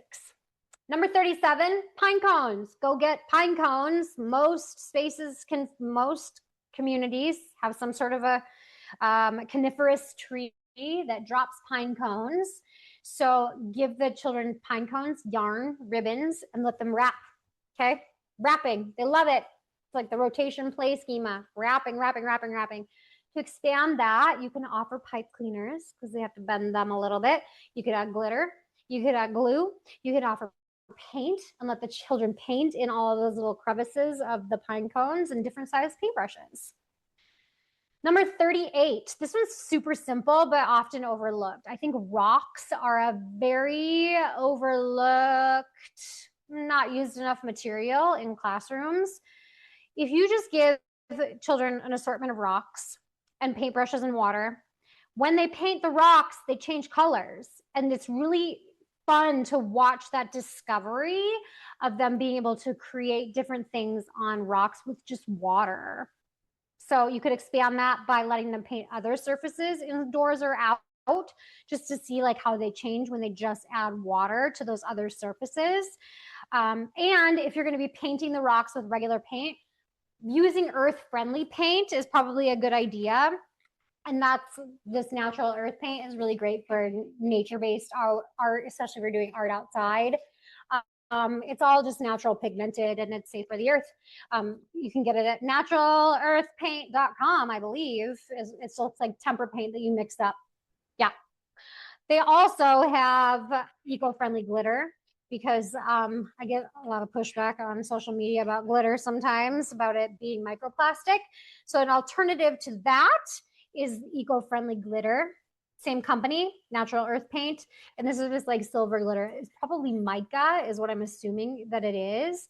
But it's just like, yeah, it's really beautiful, earth-friendly glitter. Okay. Another invitation is to let children paint with feathers at the easel. That's like a common one that you've probably done. But if you can get your hands on any other types of feathers, never use an eagle feather. I don't know if you know that, but it's illegal to have bald eagle feathers in the United States if you are not part of the Native American population in the United States. You're not allowed to have an eagle feather. It is a cultural respect thing. So turkey feathers, pheasant feathers, find some other types of feathers and let children then the regular craft feathers, right? And let them paint with those. Another little expansion you can do, and this one might be controversial, but we had animal tails at Butterfly Hill that were donated to us. So we let children use those to paint with because they're washable. Like animals are outside in the rain, and so they're washable. Okay. Skunk tail, raccoon tail, white fox tail, red fox tail. We had them all. Okay. Another expansion that you can do, and this was not my idea. This was completely a child-led idea. back when my own daughter, who's now a ninth grader, when she was in preschool, her and her buddies took a turkey wing, a wing that somebody donated, and we took that. They took that and they asked if they could cut it. And I said, sure. And so they took scissors. They spent hours de-feathering the turkey wing, and they used the scissors and they cut along the quills, and then they collected all the dust that would come off and put it in a bowl, and they used that as glitter for their art projects later on. Brilliant. So let them cut the feathers apart and use them as glitter. That's a natural glitter, right? So that was number 39. Number 40, just cover the easel with cardboard and have children use glue to attach leaves, fallen leaves to the cardboard, okay? To expand on that, once it's dry, add markers, add paint and googly eyes, Sharpies. Let children create things with their glued on leaves, okay? Here's another little tip. This isn't really art, but this is just cool. And I like to tell people this when I bring up leaves. In the fall, I live in Minnesota and we get fall here. So our leaves all turn colors in the fall.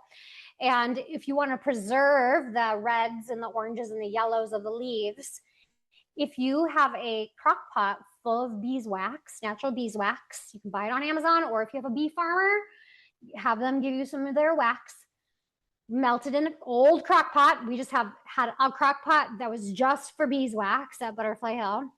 And then we would just like unplug it and the beeswax would harden in the crock pot. And then we would just plug it back in again the next week or whatever, if we were going to use it again, even the next year. And then if you dip the leaves in the beeswax, it preserves the color. It stays that color. And then the classroom smells so good from the beeswax. Okay. That was a side note. So that was number 40. Number 41, this is indoors or out. This is really simple. Just give children mud and paintbrushes, or dirt and water and paintbrushes, and let them paint with mud. Really simple, but not enough children get the opportunity to do that. To expand, let them mix their own mud. Just give them the water and the dirt and let them come up with their own consistencies. You can have them splatter paint or throw the mud at cardboard taped to the building or paper taped to the building. It could even be like a sheet, like a big white sheet. Hang that up over the fence and let them throw mud at it. If you can find a catapult, I love catapult painting. They can catapult mud at the sheet, at the canvas. Okay, so that was number 41. Number 42 is just like having an assortment of nature items, leaves, just tree slices, like log, you know how we call them tree cookies, basically like a chunk of a tree where you can see the rings. Okay, and then you can have them paint the surfaces of the tree or the leaves, then have children put a piece of paper on it to make a print.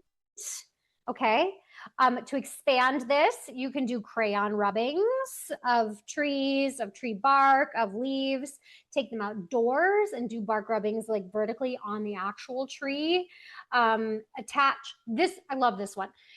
We had an old children's record player at Butterfly Hill, and so we would pop a paper plate on that old record player, let the children turn it on, and then give them markers or paint and let them do spiral art as and it's kind of like making tree rings out of their paper plate. Or you can do acrylic markers even. It's kind of like a spin art with an old record player. So that's number 42. Number 43. So at Butterfly Hill is located in a church, and not a lot of times, but every so often there's a funeral there. And a lot of times there's leftover flowers that nobody wants. And so they would bring all the flowers down for the children to use in their art or for their play. And so just, you can also team up with it. Like if you know of any florists, when they have flowers that they're just going to throw out, have them give you a call and go pick them up, bring in these flowers. You can let them dry out and like let them children crush them up and use them as like nature glitter. You can have them paint with the flowers and make prints. Okay. Add scissors, add paper, add glue, give them a pestle and mortar again and let them grind it up. And it will smell so good in the classroom. You could even like give them like tiny little paintbrushes and let them paint the flowers too, instead of just printmaking with the flowers. Number 44, seed pods. We don't get a lot of seed pods here in Minnesota, but I know that there's places that do have different seed pods. And if you have that tryptophobia where you're afraid of holes, close your eyes because there's a seed pod on here with holes in it. So here is like different seed pods or moss, and have them do prints with the seed pods or the moss. You could, if you don't want to use paint, you could use stamp pads too. Take it outside, let them do it outside. Okay. Then we're moving on to the next section, which is what I call everything is a canvas, because I just think that like we should just be painting more things in life. I mean, well, life's too short. Like, let's just be creative. So this idea actually came from my friend Jessica Borowitz, and she was on my podcast a few weeks ago. If you haven't listened to it, go listen to it. So good. One of the things that she owns an art program in Toronto, Canada, and she gave me this idea, and I loved it so much that I tell everybody about it now. Thrift an old wedding dress, hang it from the ceiling, and let children paint that. You can hang it from a doorway, even, okay? Give them spray bottles filled with liquid watercolor. Let them spray it down. Give them paintbrushes. Let them paint on it. Bingo daubers, right? If you can't find a big wedding dress, like any type of white anything they can paint, right? But the wedding dresses are so fun. To expand that, you could find like flower girl style dresses or anything that's like maybe white or cream or a light color, and let children paint on those. And then add those things to the dress up area when they're dry to let children actually wear them in their dress up.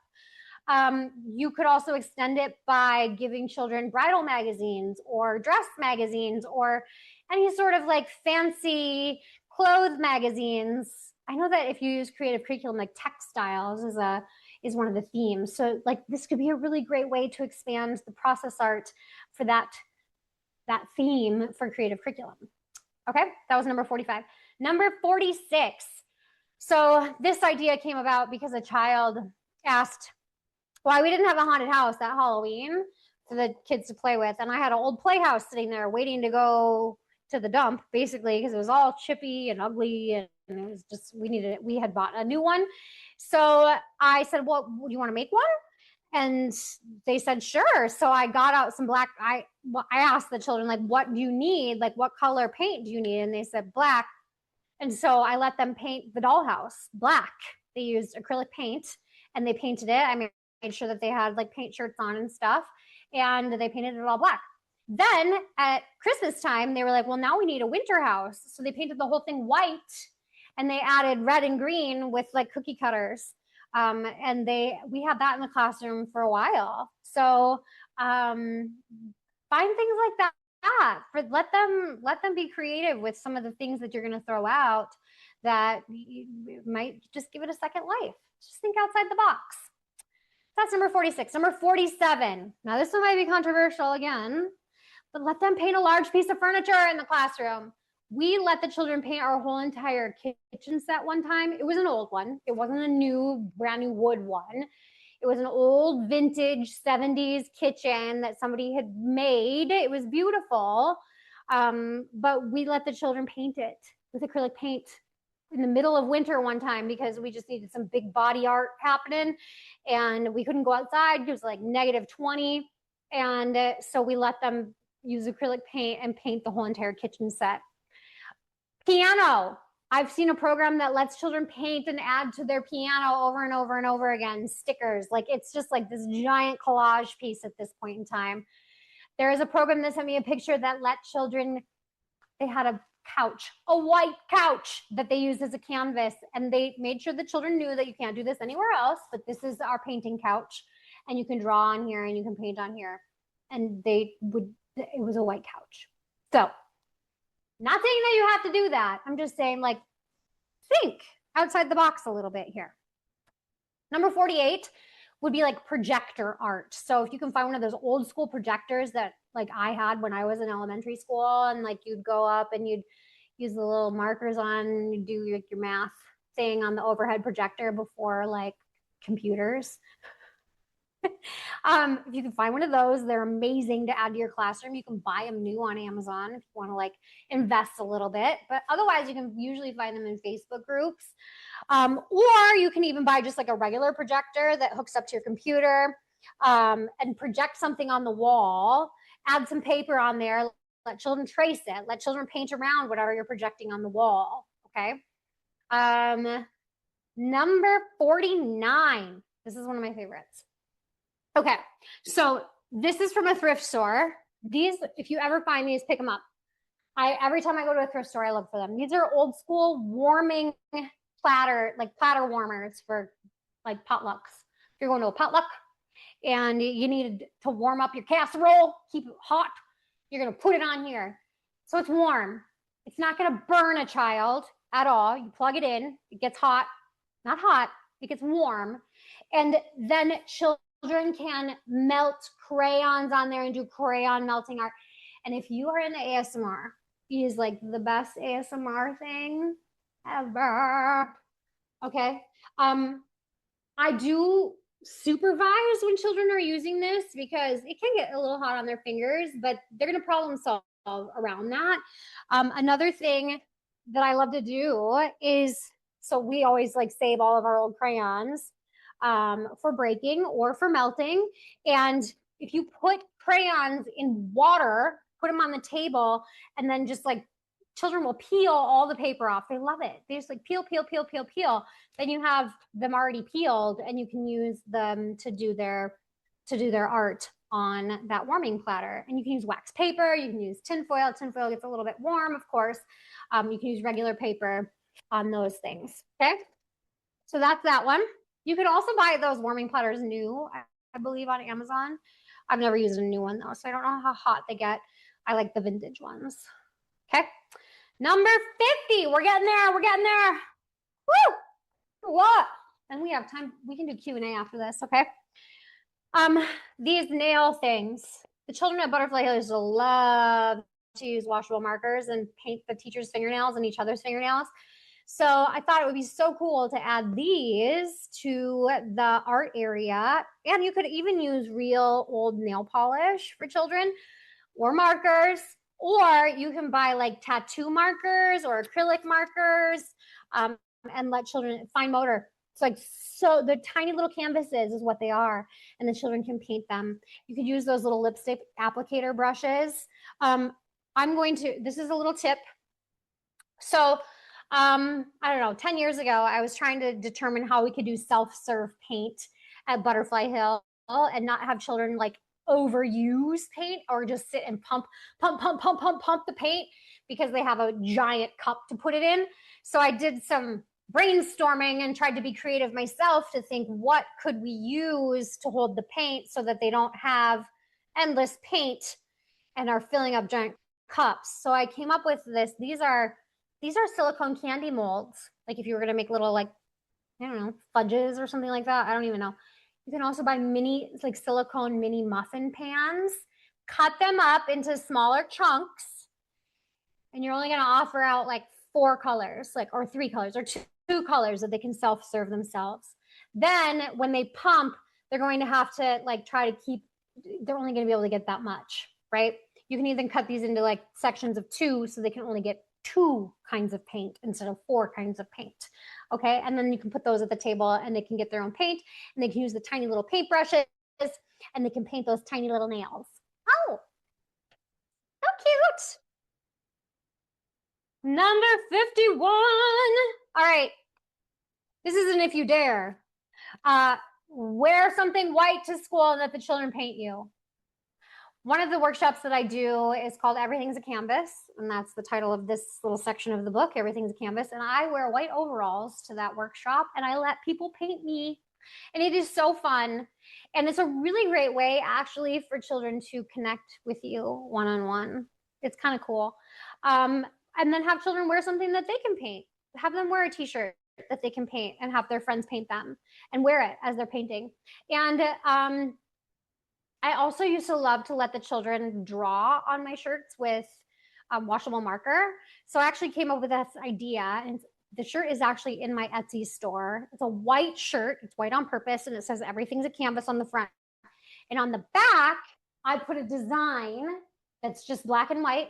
It's like a fish scene with different fishes. Kind of looks like a mandala. I don't know how to say that word. But the children can color with markers on your back and color in all those little spaces, because you want them to stay away from the front. So we're going to put the design on the back, and they can color in the little designs. It's on my Etsy store. The Etsy store is called, what is my Etsy shop called? I think it's just Kristen Day and Play. If you type that in, you can find t-shirts. I'll link it tomorrow in the email that I send out with the recording. Okay, and number 52. Many of you probably have tattoos. Some of you don't. But if you do have tattoos, I loved to let children color in my tattoos with washable markers, or even with like paint tattoo markers, and let them fill in all the little spaces. So if you have a tattoo somewhere that would be appropriate, that children could use to color in your tattoos, they love it. You could also order temporary tattoos that are black and white and let children put those on a paper plate, and they could color in the little spaces. They could put it on their skin, and they can color in their friends'. So kind of wherever your boundaries are, whatever's appropriate for your community. I used to love that one-on-one time with children when they would color in all of my tattoos. So there you go. 52 art invitations for the next time you're planning. Okay, so I'm gonna if you have a question, you're gonna go to the Q&A, and you're gonna ask your questions in the Q&A. I'm gonna try to get to as many as I can. We can go for about 20 minutes. And I am gonna see what other. Okay. Here's a question. How do we get the companion book? The companion book, if you want it, there's the emails that have gone out with the link in there to purchase it. It's $12 now. It's going to go up to $24, not tomorrow, but the day after. So if you want to get that companion book, yeah. If you don't, that's totally fine. I gave you all the information during this class. So you can go back and take notes if you need to. Listen to it again. You've got access forever. You'll be getting your PD certificate and the recording and all of that tomorrow. So you can, and I'll have the link again for the Not a Craft book in there. We're also getting it up on Amazon, so you can order a hardcover, not a hardcover copy, but an actual like magazine of it if you want, not to have to print it yourself. But it'll be more than $12 on Amazon just because of printing costs. So, oh yeah, and then somebody said purchasing. I have another book. This is the book I authored. It's called I'm Not Getting Them Ready for Kindergarten. You can also find that on Amazon if you're interested. Chapter 3 is called Creativity Vampires, and it's all about just the creativity vampires that we talked about. So you can get more information in there.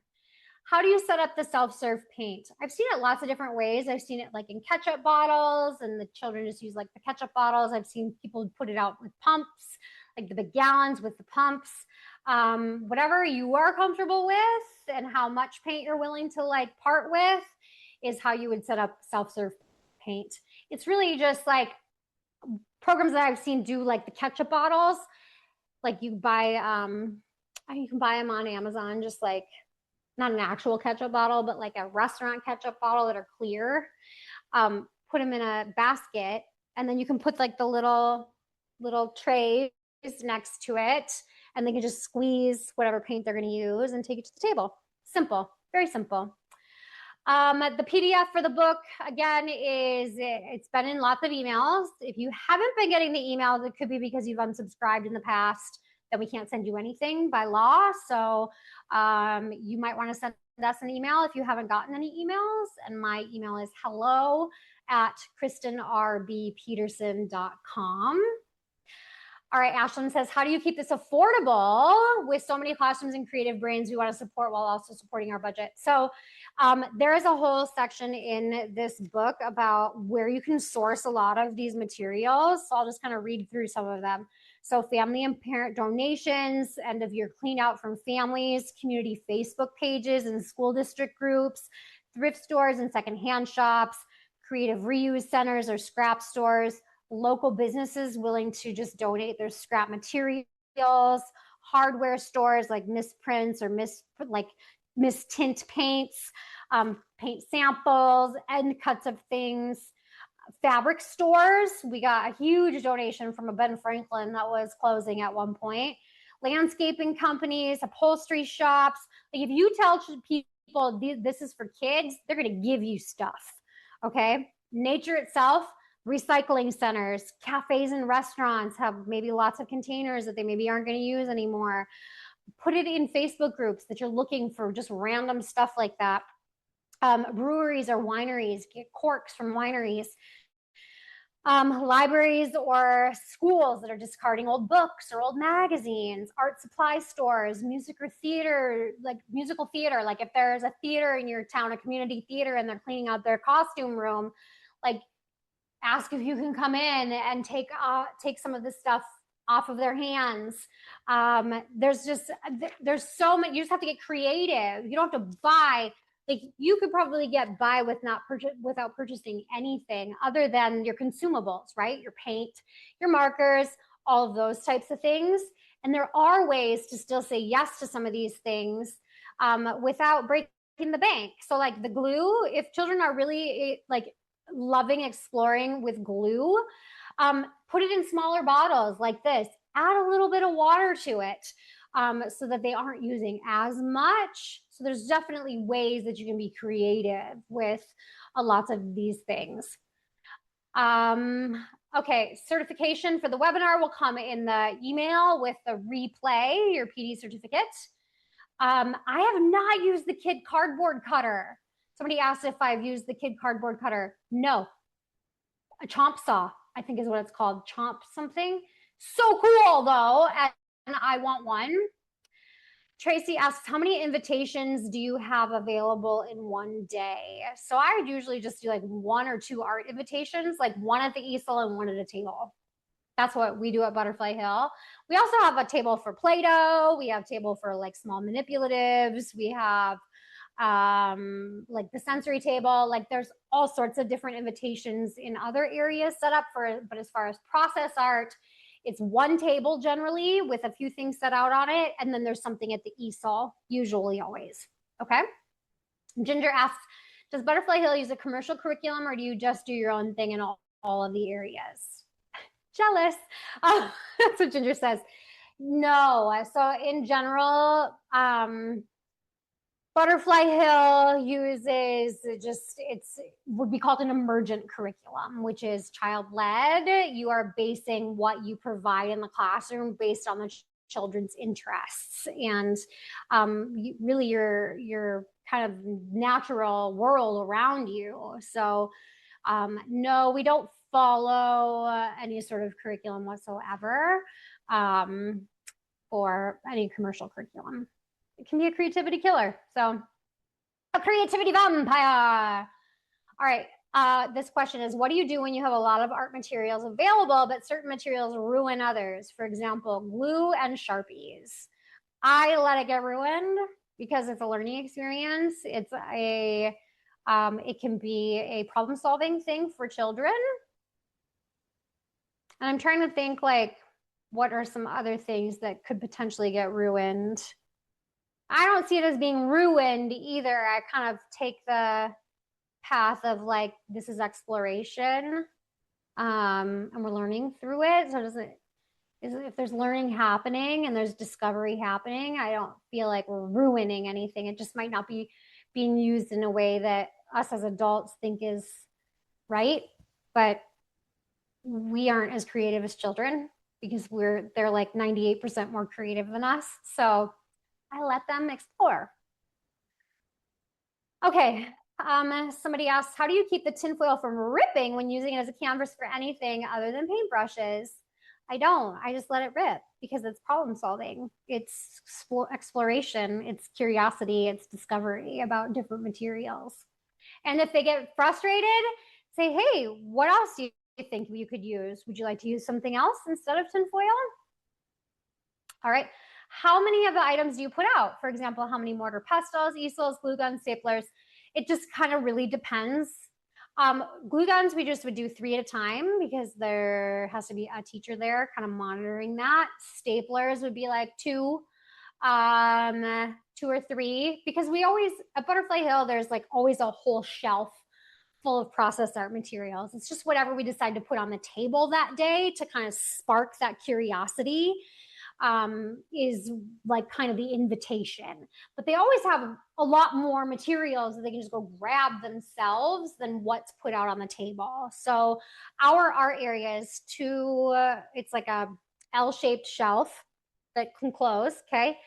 And it's filled with all of your standard things. So like glue sticks, scissors, pom-poms, googly eyes, paper plates, hole punchers, maybe markers, crayons, bingo daubers, stickers. Like it's stocked with all of those things basically all the time. But whatever we're putting out for the invitation is just kind of things that we've put out for the children to explore with. So like the mortar and pestle, we might only have 1, and that's okay, maybe 2. But it's not something. So our process art area isn't a rotational center. There's never a limit on how many children can be there, and there's never a time limit of how long children can be there. So children can come and go as they please, and they can use the materials for as long as they want. And there's a lot of problem solving that goes in with that, and learning how to get along in a community. And that's the teacher's job during that playtime, is to help children like navigate all of those problems that pop up when there's only 1 of something or 2 of something and multiple children want to use it. So, okay. And then somebody wants me to expand on the cleanup process from messy art with toys such as Magna-Tiles. So like, generally that's on the teacher. Like you could, if you've got time. So like we just put them all in the sink and just wash them all, like for the Magna-Tiles if we're letting them paint on them, or put them in the sensory table and let the children scrub them with sponges. Like you could do something like that too. Generally the teachers end up cleaning a lot of it up. We just know that that's part of the job, is cleaning up paint and cleaning up glue and cleaning up glitter. And sometimes children will pitch in and help out, but we don't expect that most of the time with some of those really messy things. But they do like to help. So that's kind of how we do cleanup. And cleanup in general is not a developmentally appropriate expectation, to expect every child to clean up everything, because they're so little. And I'm 45 and my bedroom is a gigantic disaster right now. So like the expectation of having every 3 and 4-year-old clean up everything after they're done is just not appropriate. And so as adults in those spaces, we just need to learn that that's a huge part of our job, is to clean up those things and help in cleaning up those things. Okay. How do you make clay work in the early childhood classroom? I'm really interested in using it, but I'm concerned about clogging sinks and things. Just need some ideas in managing it. Yeah, I can definitely clog sinks. What I would do is put a bucket of water next to the clay table and let children, like teach children to wash their hands off in the clay bucket first, and then go over to the sink and wash off the rest with soap at the sink. Then you can take that clay bucket and dump it out outside somewhere. And clay's natural, so it's not going to harm the earth at all. So you just dump it out outside then. Okay. Can you give the names of the TED Talk presenters? Yes, I will. I'm actually going to go in and re-record the beginning of the thing, but the TED Talk presenters were Sir Ken Robinson, and it is called Do Schools Kill Creativity? And the other one is Dr. George Land, and I don't know what his is called, but if you put in NASA creativity, you might be able to find it that way. Okay. Oh, do I have a shirt of the sign behind me? This is my outdoor voice. I don't. I actually created that. That was my um that was my protest sign a few months ago when we had a little rally here and a little march here in our town. Speaking for the children. So this is my outdoor voice. That's what I made that for. I do not have it on a t-shirt, but I could totally put it on a t-shirt. That's not a big deal. So maybe I will. Keep an eye out for it. Okay, how do I handle parent questions on play-based process art? Same with colleagues. Really, it's just like start in the corner. It's like if you've never done process art and the mess that can come with it, you might get a lot of side eye, right? From people who don't understand it. So the best thing that I can say to do is to send home information about process-based art. I actually do have a resource. I'll link it in the email that I'll send out with the recording. It is part of my Play Provisions Club is what it's called, but it's basically like a pack. It's $20 that has a letter to parents about process art. It has a newsletter template about process art. It has research about process-based art to share with parents that's been, it's like a research guide. So it's just like quotes from research and the actual citation of the article and what, like why process art. So I have all of that created. There's also a little, let's see, in this little book that I made for you, there is, that question is in here. So I'm just going to read this to you. So it says, but Kristen, what if I don't know how to explain this to my co-teacher or to administrators? So my answer was, you don't need to convince everyone overnight. Start in the corner, try one material, one table, one yes, and let the learning speak for itself. Show them the learning. Evidence is powerful. So document that learning that's happening. Usually if you document it, you can say, this is all of the things that they're learning. These are all of the early learning standards that they met when they were engaging in this process. They're going to be more apt to be on board if you say, okay, like here's the craft project and here's what they would have learned from doing that. But here's the learning that took place during this process art. Do you see how much more learning, how many more standards were met when they were doing this process art experience? Okay.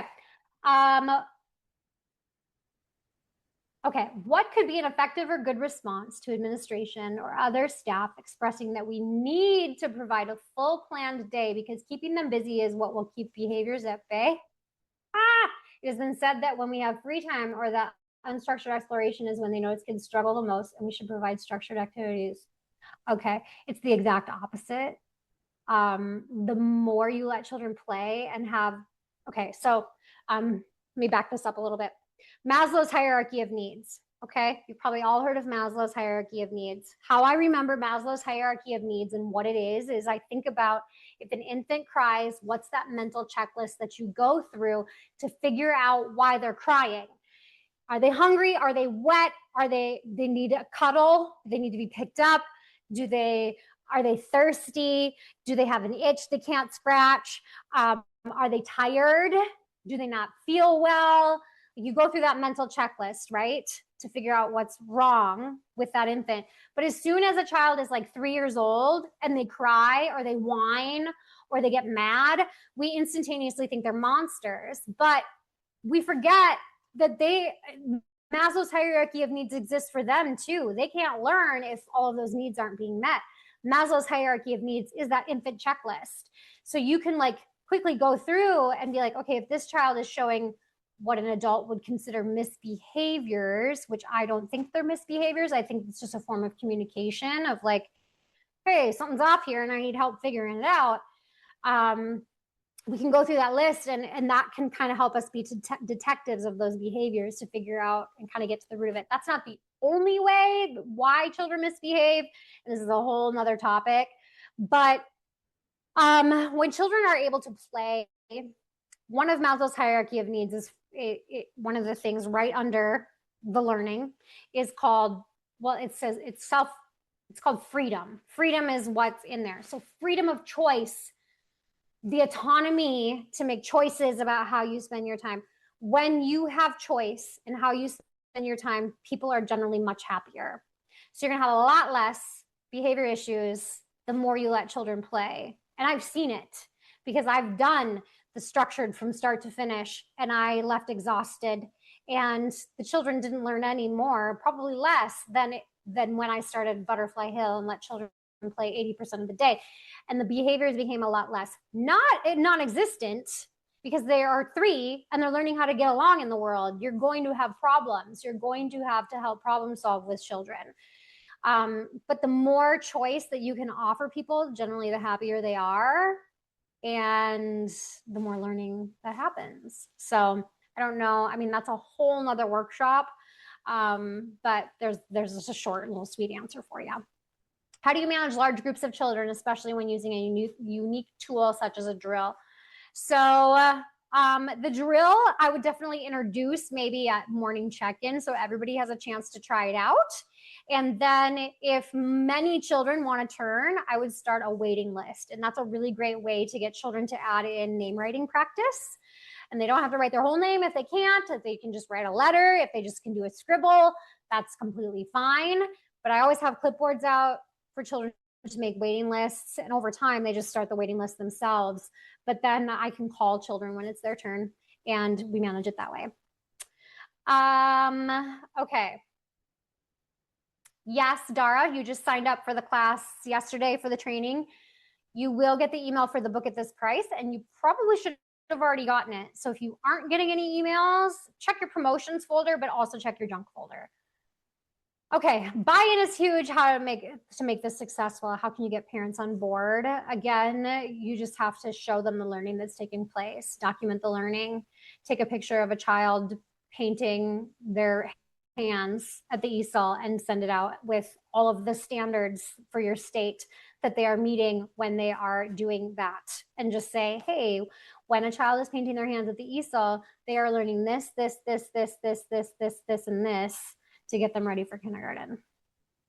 I don't like using that language, getting them ready for kindergarten, but you have to know your audience. And I don't, like, my book is titled, I'm not getting them ready for kindergarten, okay? But we are getting them ready for kindergarten by letting them be 3 years old, by letting them be 4, by letting them be 5 years old. We are getting them ready for kindergarten. But you have to kind of pick and choose who you use that language with, because parents want their children to be ready for kindergarten. So use that language with parents, but know that we are getting them ready for kindergarten by allowing them to have these play experiences. Okay. Also another way, like at Butterfly Hill, parents know, it's in our handbook that children will engage in messy things and to never send them in good clothes. Another thing that I came up with a long time ago was what I call a dirt shirt. It's a white shirt. It says dirt. You can make your own. You can have children make their own. But then we just would have children, like parents would buy those shirts for their kids at the beginning of the school year. And the goal was to get the shirt as dirty and disgusting, as stained as possible. Parents would wash it, of course. We didn't let them wear the shirt all year and never wash it. But the stained, the better. And then at the end of the school year, whichever parent's child's t-shirt was the most disgusting, they got a prize, which was stain stick and laundry detergent. So you can make it playful and fun like that. Like, we're going to see whose kid is the dirtiest and give them an award for having the dirtiest child. How do I manage painting your outfit? Both with not painting certain areas and helping parents who may question it. So yeah, painting your outfit. You don't have to wear it. You can put it down on a table if you don't have to wear it. So when I wear the overalls, I'll wear overalls when I do this workshop, and it's adults who are painting me. So they know, and they'll ask permission, can I paint your butt? Yes, you can add paint to the pockets of my jeans. But if you don't want any of those questions, just put it out on a table. Or, if you can find one of these at a thrift store, put it on one of these and let the children paint it on one of these. Find a mannequin, find a department store that's going out of business or has mannequins in the back room and ask for one and put the thing on the mannequin. Okay. Is there usually context when you present process art invitations? Does it come from the teacher's curriculum projection plan? This is how I did it. I would go into the classroom in the morning, and this is for the table invitation. And generally the table invitation, if it didn't involve paint and stuff, it was just basically me grabbing different materials and plopping them on the table. Okay. There really wasn't a huge plan for it sometimes. But we always had a plan for the easel. And it was, yeah, it was like taking invitations like this and putting them out and letting children explore. So yeah, it was part of a plan. But that plan could change depending on children's interests or where we saw things going. So when you let children play for long amounts of time and you're observing children in play, you can get to know like what their interests are and where things can go from here and what they're noticing and how you can like extend things that way. Okay. How would you combine these suggestions when you also have to include a state standard based academic curriculum into your program? It's a hard balance when we are expected to meet standards. Okay, so this is great because Butterfly Hill, we met every single standard through play. Like through play. You just have to be intentional about observing play in order to see the learning that's taking place in play. So what we did is each child, when they started at Butterfly Hill, got a packet. It was 17 pages long, front and back, and it had every single standard listed in it for each age group. So we have them at 3, 4, and 5. So there was columns. And when we saw in play, so each teacher then was in charge of like 6, 7, or 8 students for the year for documenting their learning. When we saw them meet a standard in play, we would check it off and write the date and maybe make some notes. That's how we did our assessments at Butterfly Hill, and it works beautifully, and they meet every standard. Sometimes you have to be intentional about things. So like if there was a standard like can hop on one foot, you don't really see children just like hopping around on one foot all the time. So for something like that, in order to see if they're meeting that, I would use that as a morning check-in. So when they come in the morning, I would say, okay, here's what you have to do this morning. You have to roll the dice, count the spots, and then you're going to hop that many times on one foot. And then I could check off, follows 2 to 3 step directions. I could check off subitization, like being able to look at the dice and say that's 5 spots without counting. Or I could mark off 1-to-1 correspondence because they had to touch each dot and count it. And then I could check off can hop on one foot. I did that all within 30 seconds. You just have to get creative. Oh, I love this question, Allison. Any out of the box snow ideas? So probably just more of your traditional, like painting the snow, using water squirters on the snow, using sometimes I'll just take out giant collections of like marker lids or other loose parts and just throw them in the snowbanks for children to find and come across, or gems. It's not really art, but it's loose parts. Yeah, snow is it's really just like using different types of paint on it. Okay, somebody asked, in addition to invitations, do you have shelves with materials for children to access? Yes, we do. I explained that a little bit ago. Oh, and then, yeah, like in the block area and dramatic play, there's definitely shelves for all of that stuff too. Okay. Somebody's wanting to know what the wildest complaint is I've gotten from a parent and how I responded. We have mess-resistant families occasionally. I don't even know. I think it's because we come into Butterfly Hill and they know that that's just part of our culture at Butterfly Hill. That's part of our kind of like ecosystem at Butterfly Hill, is that children do engage in that. And it's all over, I mean, it's like all over social media. So they know that that's part of our program. I don't know that I've ever, I think I did get a complaint once. It didn't have anything to do with art, but it was a child was covered in mud and they thought that their child got sick from being in the mud, and they didn't like that.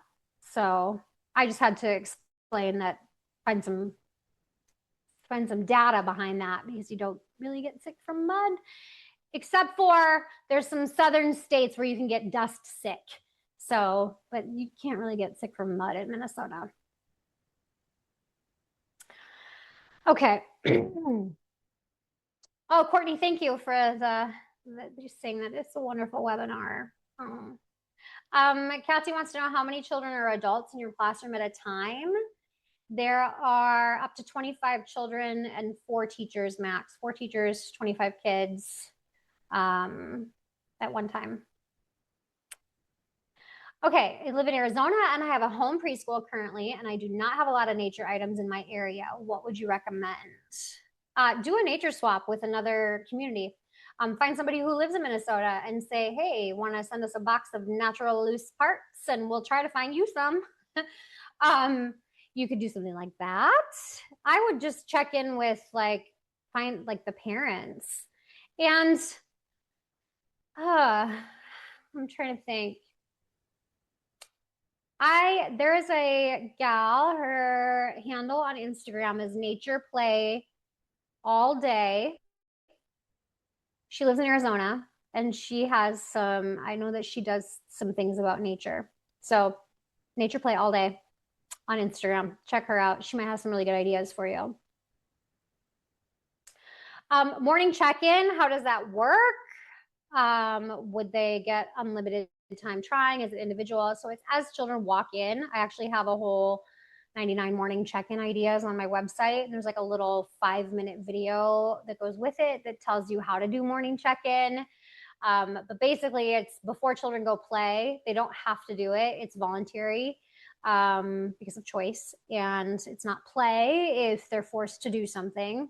So the children come in, hang up their backpack, and one teacher stands there as the children come in, and they just, sometimes it's a group, like there might be 2 kids there doing it at the same time. It kind of just depends on what it is. But if you want more information on that, check out my 99 morning check-in ideas. And it kind of tells you how it works there. How do you manage kids who misuse the equipment by accident and end up breaking it? Accident? It's an accident. I don't know.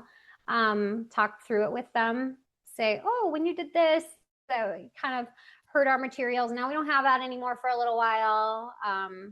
Yeah, talk through it with them. Somebody says, what if we have young 20-month-olds? We are limited in our materials we can use. Do we start with these materials as soon as they start the year? Good question. So I tried to market this class as more for preschool teachers because I knew there's a lot of early child, like toddlers, infants. I never worked with toddlers and infants. So my expertise is in preschool, and that's where all of these ideas came from. But for 20-month-olds, yes, you are very much more limited in the materials that you can use.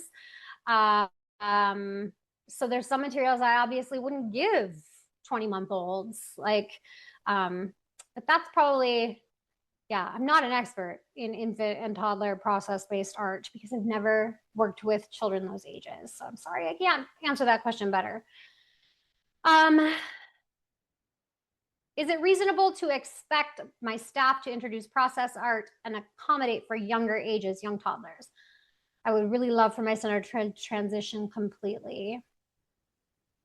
I think you can expect, and it's reasonable to expect and accommodate for process art because younger toddlers shouldn't be doing craft projects anyway. Like that's just too structured of a thing. And if they're not interested, they're not going to learn anything anyway. So like finger painting is a great place to start. Even finger painting with corn syrup and like a little bit of food coloring. You could do something like that on a paper plate. So how long on average does it take to see the progress of kids responding to play-based learning? What if they're coming from academic-based places? Oh, these are questions that are that's a whole other webinar. Yeah, that's a whole other webinar. I don't know if I have like that. I would need a lot more time to answer. Somebody says I live in New York and can find natural loose parts for anyone if they want. Besides process art and outdoor play, what else do they do during the school day? Play. They play with blocks, and they play with dramatic play, and they play with puzzles, and they play with games, and they play with dolls, and they like all the things. That's what they do. What kind of pricing would you recommend for a 1.5 hour parent-child process art play session? There's so many items to replenish after each session, so it's coming up to $28 a session in Canada. When I do my budgeting for a group of 8 kids, should I reduce the supplies I offer? I would say maybe try to find just more recyclable materials, find more donations, and do it that way. And Ginger says, this is the last question. Thank you for sharing your brilliance. I hope everyone gets to see you on the play tour. Yes, come on the play tour. I'm going on tour, 20 US cities in 2026. Come spend a day with me and learn so much more. Okay, the link is on my website. It's KristenRBPeterson.com. I will also pop that into the email as well, so you can register for the play tour. Come and spend a day with me. You will learn so much more, and it will be a blast. Okay, do I have the link for those dolls that have the button-on hair? You must have seen that somebody else, some other webinar. No, somebody made those for us. It was just an idea that I had, and I had somebody make them. And will I ever come to Canada? I do come to Canada every once in a while, and but I'm not coming on the play tour to Canada. So yeah, every once in a while I do make it to Canada. I think I've been there about 4 times. Okay, everybody, that's it. Have a fabulous evening. Look out for an email tomorrow. If you don't get an email, then send us an email, because you might have unsubscribed on accident or on purpose. That's okay. But if you've unsubscribed at any point in time to any of our emails, you won't get any emails, even if you signed up for this class with the same email address. So thank you for showing up for kids. Thank you for being here and being willing to learn and reflect and get a little bit uncomfortable. It can be a little bit uncomfortable sometimes to recognize some of the things that we're doing might not be 100% developmentally appropriate. And I just want to say kudos to all of you for taking the next steps to just letting children live that magical childhood that they're meant to have. So good night, everybody. Look forward to the email tomorrow. Bye-bye.